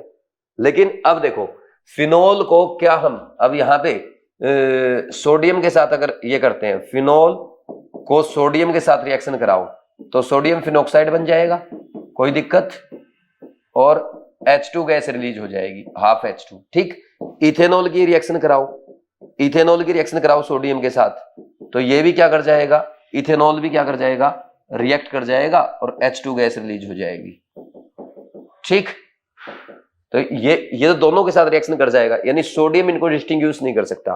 पहला हो गया। अब आ जाओ दूसरे पे, NaOH अगर हम फिनोल की रिएक्शन कराते हैं किसके साथ, I2NaOH के साथ, यानी आइडोफॉर्म टेस्ट, ये टेस्ट नहीं देगा, लेकिन आप जानते हैं इथेनॉल ये टेस्ट देता है, इथेनॉल और सारे 2 एल्केनॉल क्या करता है, ये टेस्ट देगा, CH3 की येलो पीपीटी बनेगी। तो क्या हम I2NaOH से हम इसको डिस्टिंग्विश कर सकते हैं फिनोल और इथेनॉल को? बिल्कुल कर सकते हैं। तीसरा आ जाओ आप यहाँ पे, अगर फिनोल की रिएक्शन हमने न्यूट्रल FeCl3 के साथ करवाया तो न्यूट्रल FeCl3 के साथ क्या करेगा, ये वॉयलेट कलर बनाएगा, वॉयलेट कलर का सॉल्यूशन बनाता है, ठीक। लेकिन क्या इथेनॉल ये रिएक्शन देगा? इथेनॉल न्यूट्रल FeCl3 के साथ ये रिएक्शन नहीं देगा। तो एक ने वॉयलेट कलर दिया, एक ने नहीं दिया, तो डिस्टिंग्विश किया जा सकता है। नेक्स्ट, Br2 वाटर के साथ अगर रिएक्शन कराएं फिनोल की, ये क्या करेगा, Br2 वाटर ट्राइब्रोमोफिनोल बनाएगा, 2,4,6 ट्राइब्रोमोफिनोल बनाता है, ठीक। ये व्हाइट पीपीटी बनती है, व्हाइट पीपीटी बनेगी, क्या बनेगी, व्हाइट पीपीटी। लेकिन क्या ये व्हाइट पीपीटी इथेनॉल बना पाएगा? इथेनॉल ऐसी कोई व्हाइट पीपीटी Br2 वाटर के साथ नहीं बनाता। तो Br2 वाटर भी इनको डिस्टिंग्विश करने में यूज किया जा सकता है। उसने बोला था phenol can be distinguished from ethanol by the following reagents except sodium. Answer is 1। Very important question, very important question for NEET exam. ऐसे क्वेश्चन, ये एक टाइप से आपका नीट 2026 लिख लो यहाँ पे, ये एक टाइप से आपका प्रैक्टिकल केमिस्ट्री का भी क्वेश्चन हो गया, ठीक। आंसर 1, ठीक। और ये इजी से मीडियम लेवल का क्वेश्चन है, पहले या दूसरे अटेम्प्ट का कर लेंगे भाई। आगे बढ़ जाए, next question number 26। Salicylic acid when heated with methanol in presence of a few drops of concentrated H2SO4। देखो ये है सैलिसिलिक एसिड और इसकी रिएक्शन करा रहा है किसके साथ, मिथेनॉल के साथ। मिथेनॉल है अल्कोहल और ये रिएक्शन करा रहा है कंसंट्रेटेड H2SO4 की प्रेजेंस में, यानी डिहाइड्रेशन होगा। और इस रिएक्शन में जब डिहाइड्रेशन होता है तो वाटर में H+ जाएगा अल्कोहल का और OH जाएगा किसका, एसिड का। ये मैंने आपको सिखाया है, ये एस्टरिफिकेशन है, जब एसिड और अल्कोहल रिएक्ट करते हैं तो ये बन जाएगा, ठीक। ऑयल ऑफ विंटरग्रीन आप इसको बोलते हो। तो कौन सा ऑप्शन आया, ध्यान से देखो, ये आपका फर्स्ट ऑप्शन बन जाएगा। Answer is 1। और इसको देखो, सैलिसिलिक एसिड का अगर एस्टर बनेगा वो सैलिसाइलेट कहलाएगा, और मिथाइल अगर वो उसमें है तो ये मिथाइल सैलिसाइलेट कहलाएगा, है ना। समझे या नहीं समझे? आंसर इज 1 और ये हो जाएगा आपका इजी क्वेश्चन, फर्स्ट अटेम्प्ट का क्वेश्चन है, ठीक। Next question number 27। ये क्वेश्चन देखो, ये आपके एनसीईआरटी में है, जेईई मेंस में आ चुका है और नीट में आज तक नहीं पूछा गया। पिछले 3-4 सालों से मैं पूछ रहा हूं कि हे एग्जामिनर ये क्वेश्चन एग्जाम में जरूर पूछो, तो आप लिख लो इस पे, नीट 2026 में आ सकता है। क्या क्वेश्चन है, पढ़ो एक बार जल्दी से। आप लिखा है, in the conversion of starch to ethyl alcohol the following enzymes are used. देखो अगर आपको स्टार्च से क्या बनाना है, स्टार्च से पहले आप बनाओगे माल्टोज, इसके लिए यूज करते हैं हम डायस्टेज एंजाइम। फिर माल्टोज से हम बनाते हैं ग्लूकोज और इसके लिए यूज किया जाता है माल्टेज एंजाइम। और ग्लूकोज से बनाते हैं हम इथेनॉल और इसमें यूज होता है जाइमेज एंजाइम। अगर आपको याद हो, ड्रीम बैच के लेक्चर्स में और कृष्णा बैच में मैंने आपको यह भी सिखाया है कि स्टार्च से माल्टोज, माल्टोज से ग्लूकोज और ग्लूकोज से इथेनॉल जब आप बनाएंगे, जो एंजाइम्स का सीक्वेंस होगा, पहले डायस्टेज फिर माल्टेज और फिर जाइमेज आएगा, DMZ। ये अल्फाबेटिकल ऑर्डर में है, याद रखना भी आसान है। तो कौन सा आंसर आ जाएगा, answer is 3rd। Answer is 3rd। ये था आपका फर्स्ट अटेम्प्ट का क्वेश्चन, क्योंकि कितनी बार तो मैं क्लास में आपको करवा चुका हूं, कृष्णा बैच में, अब केयर टेस्ट सीरीज में करवा दिया, हो सकता है एक बार मेजर टेस्ट में रिवाइज करा दूं। ये क्वेश्चन जब तक एग्जाम में नहीं आएगा तब तक मैं पूछता रहूंगा, ठीक। Next question number 28। Oxidation of phenol with K2Cr2 के साथ एनसीईआरटी की रिएक्शन है भाई, सीधी रिएक्शन, ये भी एग्जाम में नहीं आई है डायरेक्ट आज तक।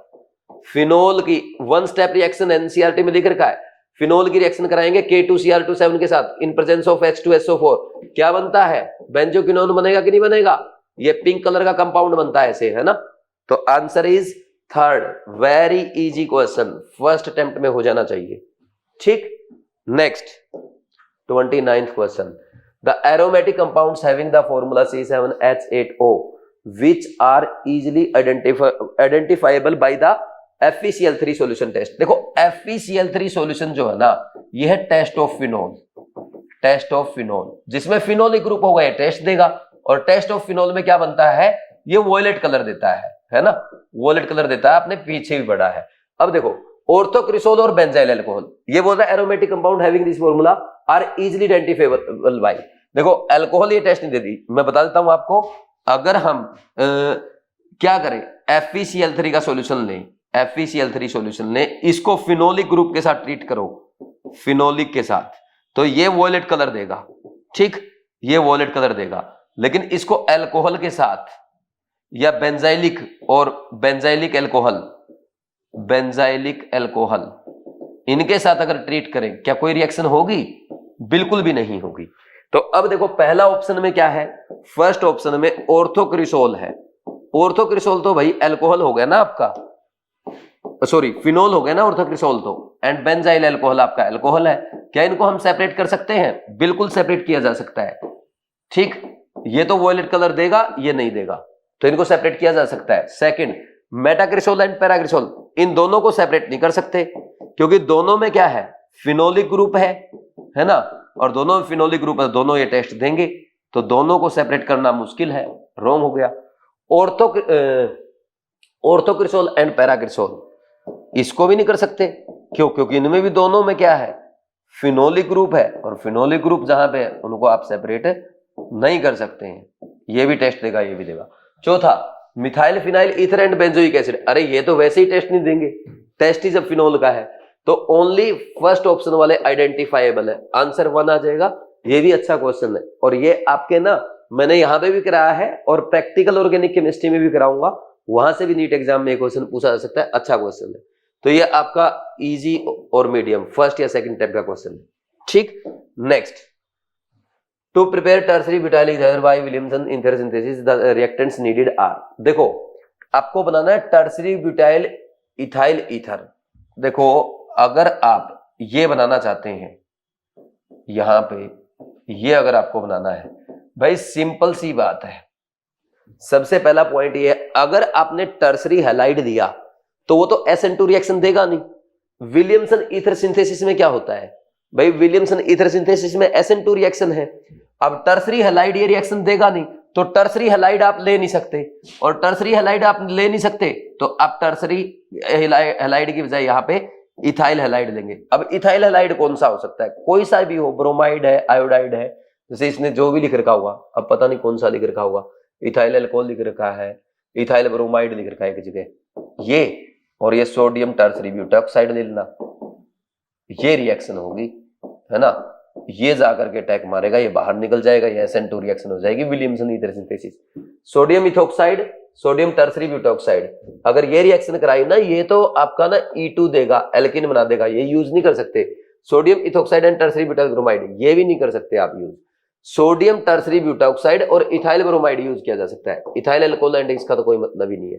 तो आंसर कौन सा आ गया, थर्ड आ गया। ये एक अच्छा क्वेश्चन था और इजी क्वेश्चन है, ये ऐसे क्वेश्चन मैं आपको क्लास में भी प्रैक्टिस कराता हूँ, सिखाता हूँ, ठीक। Next 31st, the compound on A on treatment with sodium gives B and with PCl5 gives C, B and C react together to give diethyl ether।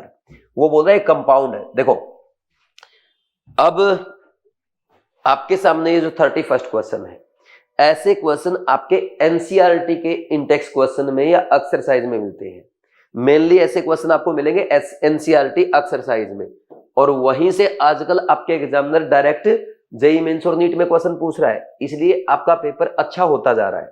तो ऐसे क्वेश्चन को कैसे करना है, कंपाउंड ए है, रिएक्ट करा सोडियम के साथ, कंपाउंड बी बना लिया, ठीक, एंड विद PCl5 क्या बोल रहा है, सी बना लिया। अगर इसकी PCl5 के साथ रिएक्शन कराई होती तो सी बन जाता। तो अब बोल रहा है जब बी और सी रिएक्ट कर रहे हैं, बी और सी रिएक्ट कर रहे हैं, तो दोनों एक साथ क्या बनाते हैं, di ethyl ether, di ethyl ether. यानी हमें एक बात तो समझ में आ गई, बी और सी दोनों का क्या है भाई, इथाइल ग्रुप तो दोनों में है, दोनों में इथाइल ग्रुप है, बाकी पार्ट में क्या लगा वो चेक करना है। देखो अगर PCl5 के साथ रिएक्शन कराओगे तो C में यहाँ पे पक्का इथाइल क्लोराइड बना होगा, और इथाइल क्लोराइड कौन देता है PCl5 के साथ, पक्का यहाँ पे ये ग्रुप तो रहा ही है। अब देखो PCl5 के साथ इथाइल क्लोराइड बना, सोडियम के साथ कोई ऐसा कंपाउंड बनाया है जो क्या करेगा, बोलो क्या करेगा, जो सोडियम के साथ रिएक्शन करेगा, मेटल के साथ रिएक्शन कर रहा है कौन, सॉरी ऐसा कंपाउंड बनाया जो क्या बना रहा है, ईथर बना रहा है एल्काइल हैलाइड के साथ, तो पक्का ये सोडियम एल्कोक्साइड रहा है, यानी और ये पक्का अल्कोहल रहा है। Acidic H containing substance metal के साथ H2 गैस प्रोड्यूस करेगा और क्या बन जाएगा, सोडियम इथोक्साइड बन जाएगा। ठीक, सोडियम इथोक्साइड और इथाइल क्लोराइड की रिएक्शन कराओ, ये SN2 रिएक्शन हो जाएगी दोनों की और डाइइथाइल ईथर बन जाएगा। तो इसने पूछा A B C क्या है, A है इथाइल अल्कोहल, B है आपका सोडियम इथोक्साइड और C है इथाइल क्लोराइड। Answer is 4। ये भी इजी क्वेश्चन है, पहले अटेम्प्ट में या दूसरे अटेम्प्ट में मैक्सिमम हो जाना चाहिए। Next question number 32, identify Z in the sequence of the reaction. भाई ये HBr H2O2 परोक्साइड है, एंटी मार्कोनिको लगेगा, और एंटी मार्कोनिको लगेगा तो देखो क्या होगा, ये HBr H2O2 की प्रेजेंस में तो 1 ब्रोमो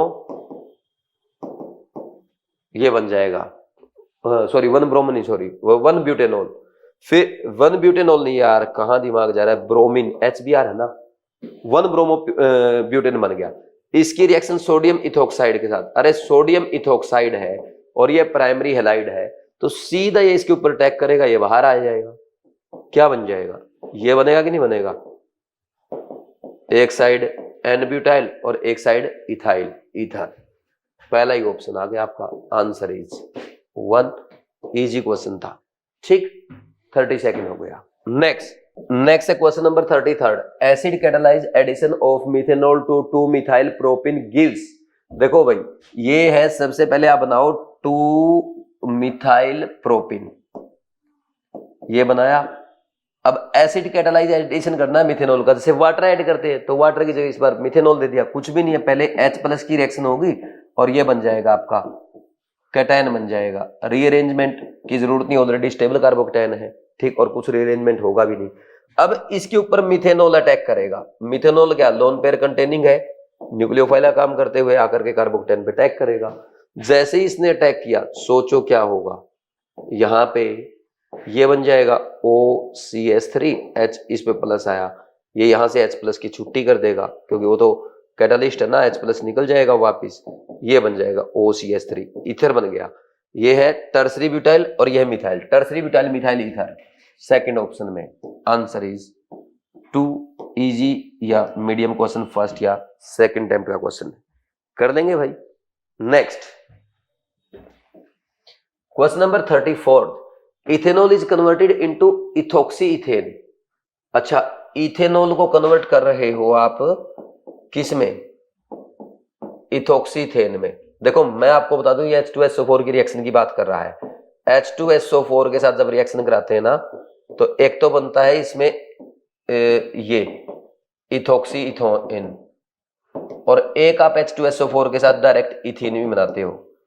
इथीन में होगा एलिमिनेशन, एलिमिनेशन होता है हाई टेम्परेचर पे। हाई टेम्परेचर कितना होता है इसका, 443 केल्विन, 443 केल्विन, और ईथर बनता है इसमें 413 केल्विन पे। अब आंसर चेक कर दो, by heating excess of ethanol with concentrated H2SO4 at 430 kelvin, यही आ गया आंसर। सेकंड में तो फिर इथीन बन जाएगा, by heating ethanol with concentrated H2SO4 at room temperature, ये आंसर नहीं आएगा।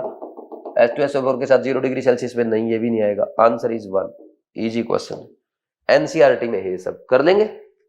ठीक, नेक्स्ट क्वेश्चन नंबर 35 आ गया आपका, tertiary butyl methyl ether on heating with anhydrous hydroiodic acid gives. ठीक, देखो क्या है, टर्सरी ब्यूटाइल मिथाइल ईथर, इसकी रिएक्शन HI के साथ। ठीक, अब सिंपल सी बात है, सुनना ध्यान से भाई, जब भी आप किसी ईथर की रिएक्शन HX एसिड के साथ कराते हैं तो उसमें कार्बन ऑक्सीजन बॉन्ड ब्रेकिंग होगा। वो लेफ्ट साइड से भी हो सकता है, राइट साइड से भी हो सकता है। आपको चेक करना होता है कि SN1 कौन दे रहा है, SN2 कौन दे रहा है। मान लीजिए एक तरफ SN1 रिएक्शन हुई, दूसरी तरफ SN2, तो कार्बन ऑक्सीजन बॉन्ड उस तरफ से ब्रेक होगा जिस तरफ SN1 रिएक्शन हो रही है। अब मान लीजिए दोनों ही तरफ SN1 रिएक्शन शो कर रहा है, लेफ्ट वाला अल्काइल ग्रुप भी राइट वाला भी, तो जिस तरफ SN1 का रेट ज्यादा है उस तरफ से बॉन्ड ब्रेक होगा। अब मान लीजिए दोनों तरफ SN2 रिएक्शन हो रही है, लेफ्ट में भी राइट में भी, तो जिस तरफ SN2 का रेट ज्यादा है उस तरफ से बॉन्ड ब्रेक होगा। अब इसमें आपने देखा ये मिथाइल ग्रुप तो क्या देते हैं SN2, ये टर्सरी ग्रुप तो ये देगा SN1, तो SN1 की तरफ से बॉन्ड ब्रेक होगा और जिस तरफ से कार्बन ऑक्सीजन बॉन्ड ब्रेक होता है उसी तरफ कार्बन के आयोडीन लग जाता है, तो ये एक तो बन जाएगा मिथेनॉल और दूसरा बन जाएगा ये आपके 3 कार्बन लगे हैं टर्सरी ब्यूटाइल आयोडाइड। कौन सा ऑप्शन आ रहा है? सेकंड ऑप्शन है। Answer is 2। Very easy question, very famous question, कर सकता है कोई भी। ठीक, next question number 36, which of the following reagents can distinguish methyl ether from isopropyl alcohol.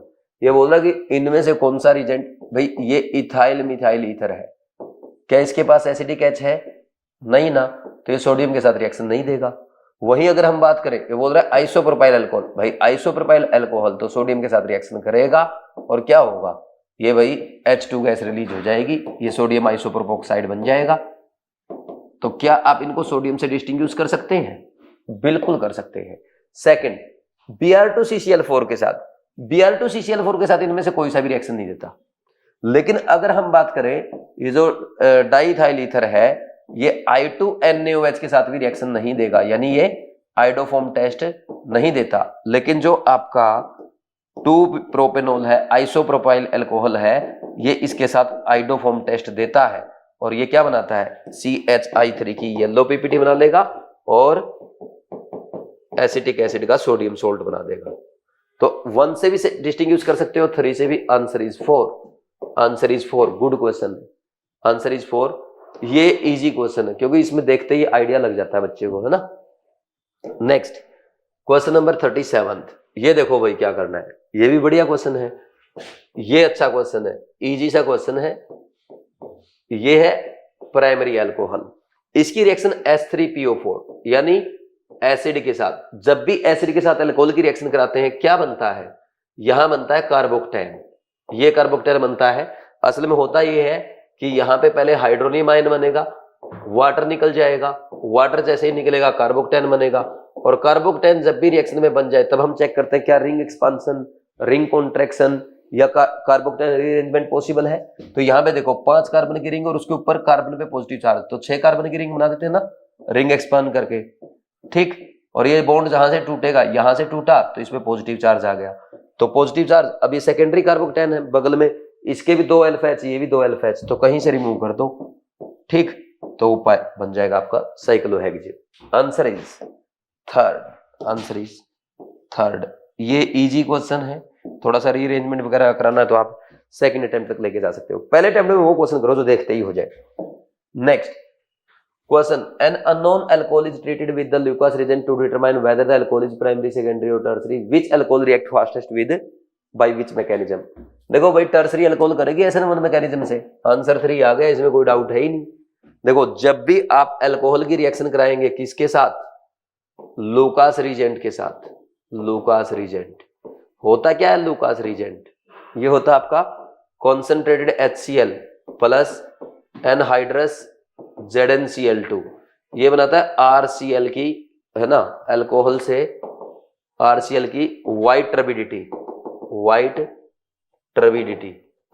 अगर इसमें आपने लिया प्राइमरी अल्कोहल, ये आप ले रहे हो प्राइमरी अल्कोहल, तो प्राइमरी अल्कोहल ये वाइट टर्बिडिटी देगा कितने मिनट में, 30 मिनट में। ठीक, सेकेंडरी अल्कोहल यही वाइट टर्बिडिटी देता है 5 मिनट में, और टर्सरी अल्कोहल यही वाइट टर्बिडिटी देता है 3 से 5 सेकंड में, यानी इमीडिएटली। आंसर थर्ड आया था, इजी क्वेश्चन था। ठीक, next question number 39, anhydrous Br2 3 equivalent दे रखे हैं। अब इस क्वेश्चन में पता क्या करना है भाई, ये जो क्वेश्चन है ना, इसमें ये आपका SO3H भी हट जाएगा, ये भी आपके एग्जाम का पूछा हुआ क्वेश्चन है। जब आप एनहाइड्रस देखो ये रिएक्शन कराएंगे ना, जब आप पैरा पोजीशन पे हाइड्रोक्सिल ग्रुप लगा सल्फोनिक एसिड के, उसकी Br2 के साथ रिएक्शन कराओ, तो इस रिएक्शन में क्या होता है, यहाँ पे ये आपका ट्राइब्रोमो प्रोडक्ट बनता है। इसको याद कर दो, ये जेईई मेंस में आ चुका है, इंपॉर्टेंट एग्जाम के लिए। और आंसर सीधा लगा देना 2। कर लेंगे भाई, डायरेक्ट आपको याद होना चाहिए, इजी क्वेश्चन है। ठीक, नेक्स्ट क्वेश्चन नंबर 40, ये है कंसीडर द फॉलोइंग रिएक्शन। ये डबल बॉन्ड को डिस्टर्ब किए बिना उसने अल्कोहल को एल्डिहाइड में ऑक्सीडाइज कर दिया। बी में टर्सरी अल्कोहल से उसने एल्कीन बनाई। सी के साथ जब इथेनॉल की रिएक्शन कराई उसने इथेनोइक एसिड बना। देखो पहले में जो तीसरा है, तीसरे में आपका पक्का क्या रहा है, सी में रहा है स्ट्रॉन्ग ऑक्सीडाइजिंग एजेंट। जैसे स्ट्रॉन्ग ऑक्सीडाइजिंग एजेंट सी आपका हो गया स्ट्रॉन्ग ऑक्सीडाइजिंग एजेंट, क्या यूज कर सकते हो आप बताओ? KMnO4H+ यूज कर सकते हो, या K2Cr2 यूज कर सकते हो इन प्रेजेंस ऑफ SH+, या CrO3 in presence of H2SO4, इसको बोलते हैं जोन्स रीजेंट, ये यूज कर सकते हैं। अब बताओ इनमें से कौन सा दिया है, इनमें से है कोई सा? K2Cr2 है, K2Cr2 है, ये दोनों है सी में। कॉपर और MnO2 यूज नहीं कर सकते, तो ए और बी में से आंसर आ जाएगा। दूसरा बोल रहा है टर्सरी अल्कोहल है और उसका एल्कीन बनाना है। देखो अगर प्राइमरी अल्कोहल होता है, अगर ये प्राइमरी अल्कोहल है, कॉपर के साथ हीट करते हो तो ये देता है एल्डिहाइड, ठीक, और सेकेंडरी अल्कोहल देता है इसमें कीटोन। आपके एनसीईआरटी में लिख रखी है रिएक्शन एज इट इज, ये देता है सेकेंडरी अल्कोहल कीटोन।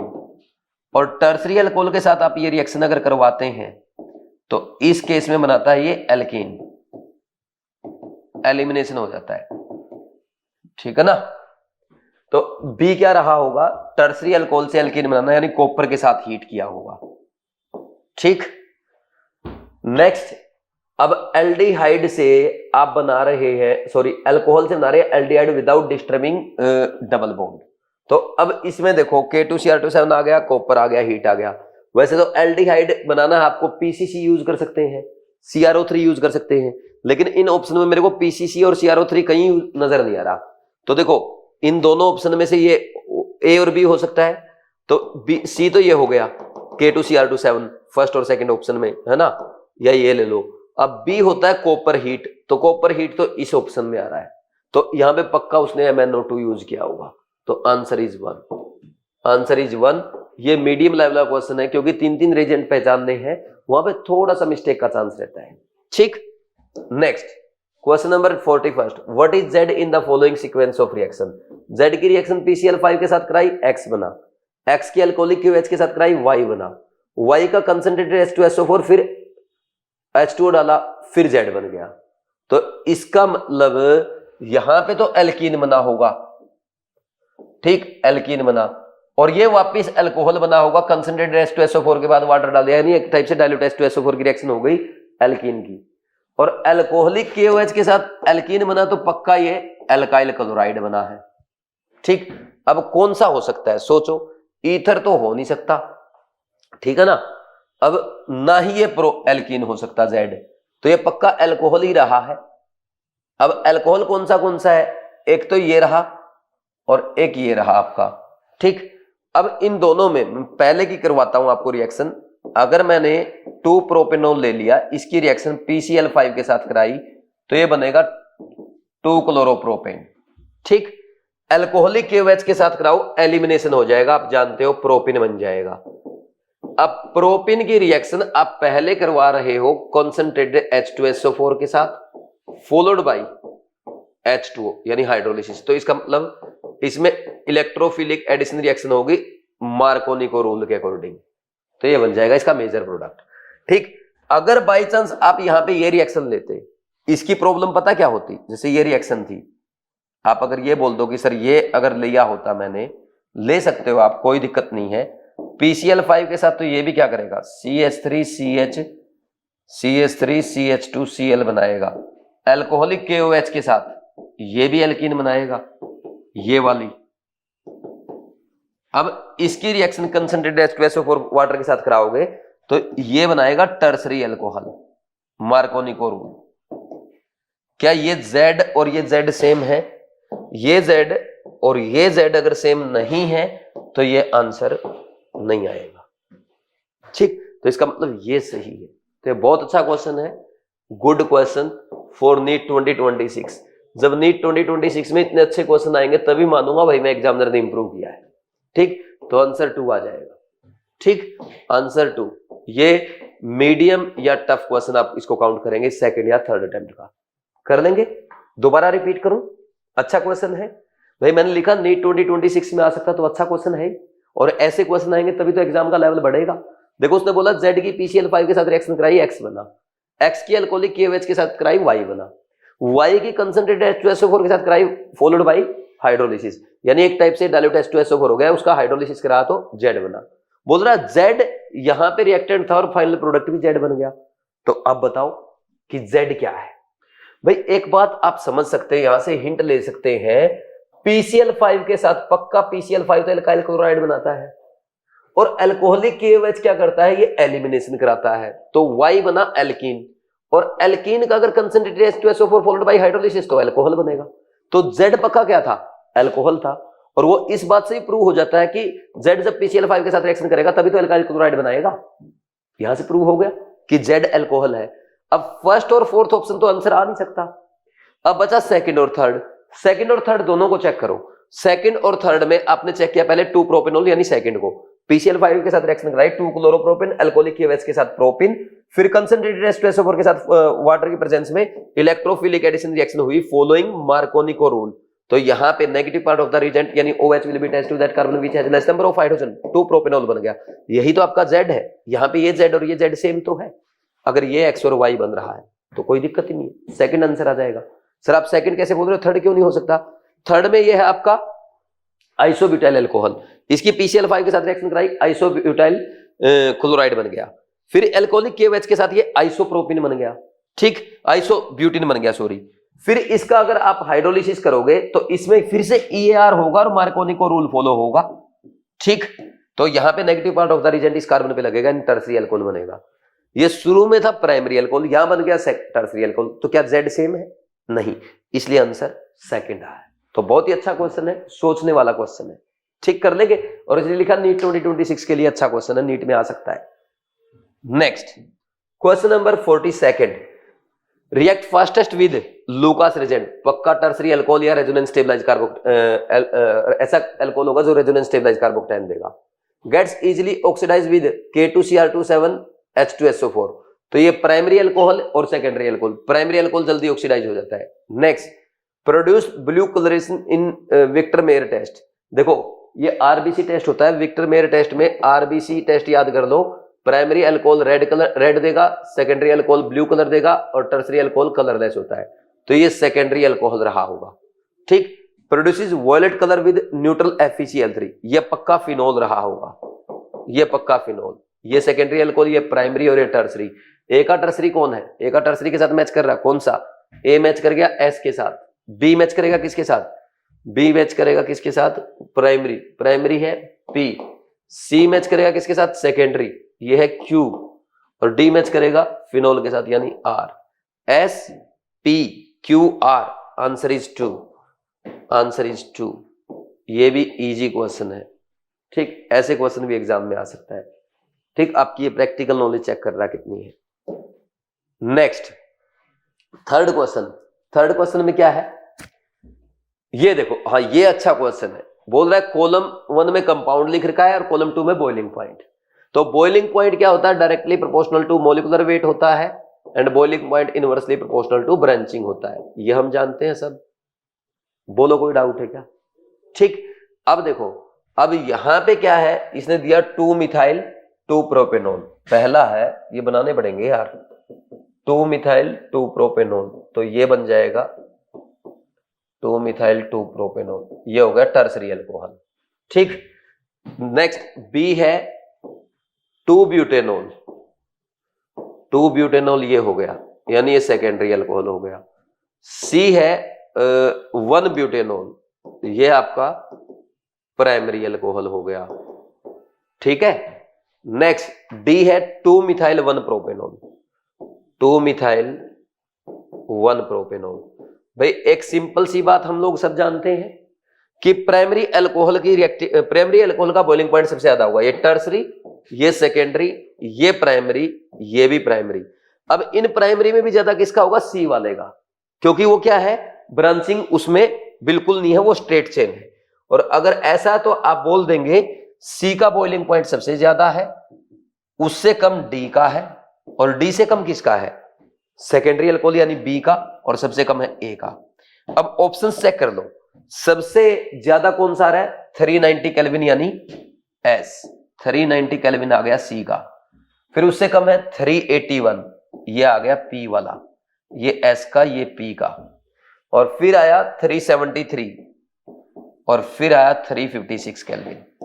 ठीक, तो ए का 356 केल्विन है, ये आर के साथ मैच किया। बी का 373 केल्विन है, यानी ये क्यू के साथ मैच किया। 1 ब्यूटेनॉल का 390 केल्विन है, ये एस के साथ मैच किया। 2 मिथाइल 1 प्रोपेनॉल का कितना है? 2 मिथाइल, ये है आपका 381, डी मैच किया किसके साथ? पी के साथ। ए का आर, बी का क्यू, सी का एस, डी का पी, ये ऑप्शन 1 में आ रहा है। इजी या medium question, very very important, ठीक, फॉर रिवीजन। आ सकता है बॉइलिंग पॉइंट का, मैं ये नहीं कहूंगा श्योर आएगा, लेकिन आने के चांसेस है।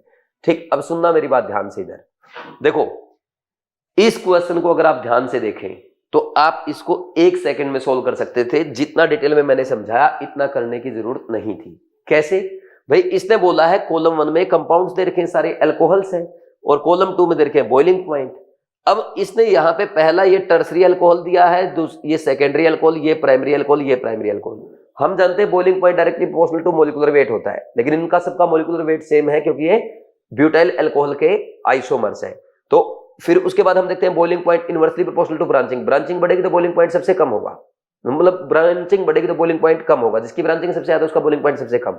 अब 1 ब्यूटेनॉल जो उसने बिल्कुल भी ब्रांचिंग नहीं की, तो इसका बॉइलिंग पॉइंट मैक्सिमम आएगा कितना? 390 केल्विन। ठीक, सी मैच करेगा एस के साथ, और ऐसा सिर्फ एक ही ऑप्शन में है, आंसर इज 1। ऐसे भी आप इसको कर सकते थे। ये थोड़ा सा ना पेपर में ऐसा दिमाग लगाना पड़ेगा, लेकिन मुझे नहीं लगता कि नीट 2026 में और अब जेईई मेंस में ऐसे क्वेश्चन आएंगे। ये पुराने टाइम पे आते थे, इसीलिए मैंने आपको पूरा डिटेल सिखाया ताकि आपको ये ट्रिक्स भी आए और आपको क्वेश्चन को डिटेल में भी सोल्व करना आए, है ना। Next question number 44, assertion reason. The change in colour of an acidic solution of potassium dichromate by breath is used to test drunk drivers. जिस ड्राइवर ने शराब पी रखी है उसको पुलिस चेक करती है। आपने देखा होगा ड्रिंक एंड ड्राइव के केस में, है ना, लोग फंस जाते हैं। ठीक, तो वो क्या करते हैं, पुलिस वाले क्या करते हैं, एक पाइप उनके सामने रखते हैं, जो ड्राइवर है, अगर उसको पुलिस को लगता है कि भाई चेक करना हमें इसने शराब पी है नहीं पी है, तो एक पाइप उसके सामने रखी जाती है और बोला था कि फूंक मारो। जब वो फूंक मारता है उस पाइप में, उसमें रहता है डाइक्रोमेट, पोटेशियम डाइक्रोमेट। तो जैसे ही वो फूंक मारेगा, अब फूंक जब मारता है तो हम जिसने शराब पी रखी है उसकी बॉडी में अल्कोहल है। अब अल्कोहल इवेपोरेट होता रहता है, तो वो जब फूंक मारेगा तो वो वेपर्स आएंगे अल्कोहल के, और वेपर्स डाइक्रोमेट के साथ जाकर रिएक्शन करेंगे, जो कि बहुत जल्दी रिएक्ट कर जाता है और ग्रीन कलर देता है due to formation of chromium 3+ ion.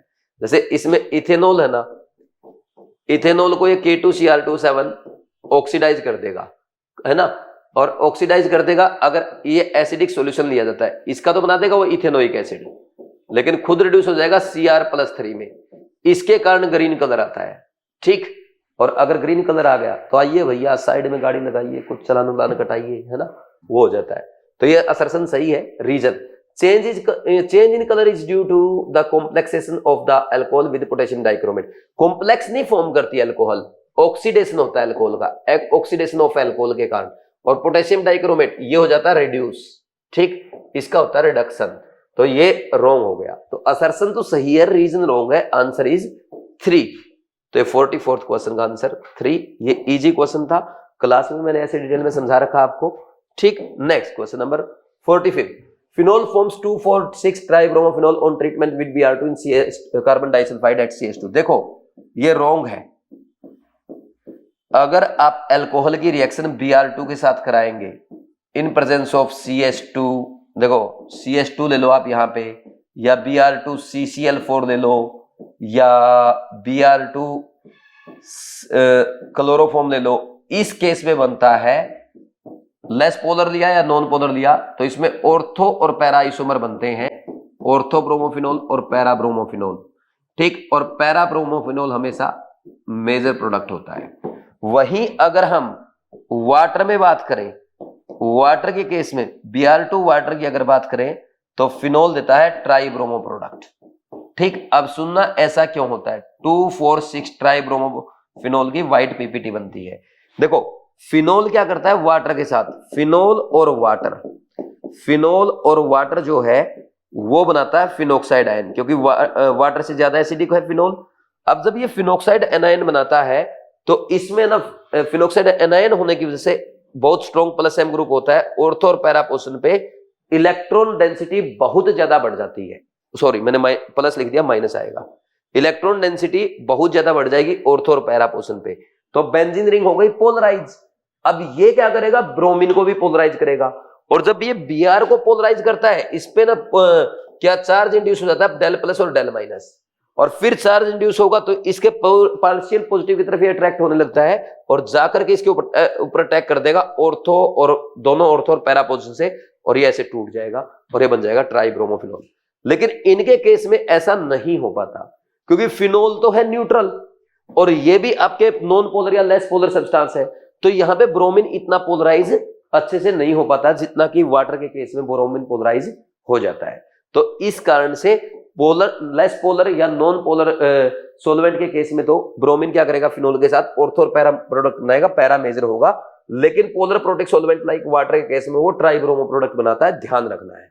तो असर्शन तो हो गया wrong. Next, bromine gets polarise in carbon disulphide. नहीं भाई, वो वाटर में तो हो जाएगा पोलराइज। वाटर में तो देखो वाटर भी पोलराइज करेगा, पोलर प्रोटेक्ट सॉल्वेंट है, और वो फिनोक्साइड आयन जो बन रहा है वो भी उसको पोलराइज कर रहा है। लेकिन ये जो लेस पोलर या नॉन पोलर सब्सटेंस है वो पोलराइज नहीं कर पाएंगे ब्रोमीन को। Assertion and reason both are false, answer is 4। ये इजी क्वेश्चन या मीडियम क्वेश्चन जो आप इसको बोलना चाहो बोल सकते हो। ठीक, ये थे भाई आपके केयर टेस्ट के alcohol, phenol and ethers chapter wise test के वीडियो सॉल्यूशन। एक एक क्वेश्चन मैंने आपको अच्छे से एक्सप्लेन किया है।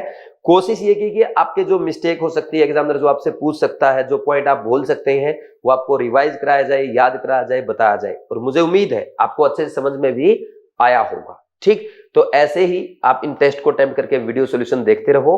और अब आपके पास कम टाइम है, इसलिए मैं आपको कहूंगा भाई नीट एग्जाम में अब हमारे पास 5 महीने से भी कम टाइम बचा है। तो इन 5 महीने से को अगर आप अच्छे से यूज करते हो, नहीं 5 महीने तो है भी नहीं, ठीक, सिंपल सी बात है। 3rd मई को हमारा 3rd मई 2026 को हमारा नीट एग्जाम है, और अब हमारे पास जो टाइम बचा है वो 5 महीने से भी कम है। तो बहुत सारे बच्चे आप में से ऐसे होंगे जिनको लगता है यार मेरी प्रिपरेशन अच्छे से नहीं हो पाई, मुझे नेक्स्ट ईयर के लिए ड्रॉप करना चाहिए। मैं आपको कहूंगा अगर अभी भी आप सिस्टमेटिक वे में पढ़ाई करते हैं, एक अच्छे प्लान के साथ पढ़ाई करते हैं, आप एग्जाम क्वालिफाई कर सकते हैं। तो अभी आपको हथियार नहीं डालने चाहिए, बचे हुए टाइम को अच्छे से यूटिलाइज करना चाहिए। अगर आपको लगता है कि आपको केमिस्ट्री बिल्कुल नहीं आती, अभी भी आप बचे हुए टाइम में केमिस्ट्री बिल्कुल जीरो से स्टार्ट करके, बेसिक से स्टार्ट करके, what is chemistry, what is matter, what is atom, what is molecule, periodic table में क्या पढ़ते हैं, केमिकल बॉन्डिंग में क्या पढ़ते हैं, अगर आपको ये भी नहीं पता, यहां से भी आप स्टार्ट करके रैंक बूस्टर कोर्स को फॉलो करते हुए अपनी कंप्लीट केमिस्ट्री 76 लेक्चर में अच्छे से तैयार कर सकते हैं। और लास्ट के 1 महीने में अच्छे से रिवीजन करके, केयर के मेजर टेस्ट प्रैक्टिस करके आप केमिस्ट्री में 180 आउट ऑफ 180 स्कोर कर सकते हैं। तो बचे हुए टाइम को अच्छे से यूटिलाइज करो, रैंक बूस्टर कोर्स को फॉलो करो, केयर टेस्ट अटेम्प्ट करो, टेस्ट के वीडियो सॉल्यूशन देखो। अगर आपने ईमानदारी से फॉलो किया, मैं आपका 180 आउट ऑफ 180 स्कोर कराऊंगा। तो प्लीज आप नेक्स्ट ईयर के लिए ना जाएं, अपना ये साल खराब ना करें, बचे हुए टाइम को अच्छे से यूटिलाइज करके नीट में अच्छी रैंक, अच्छे मार्क्स के साथ अपने ड्रीम कॉलेज में जाएं। और ध्यान रहे, rank booster course package join करते time NEET 2026 promo code apply करना ना भूलें। Thank you very much, God bless you, all the best.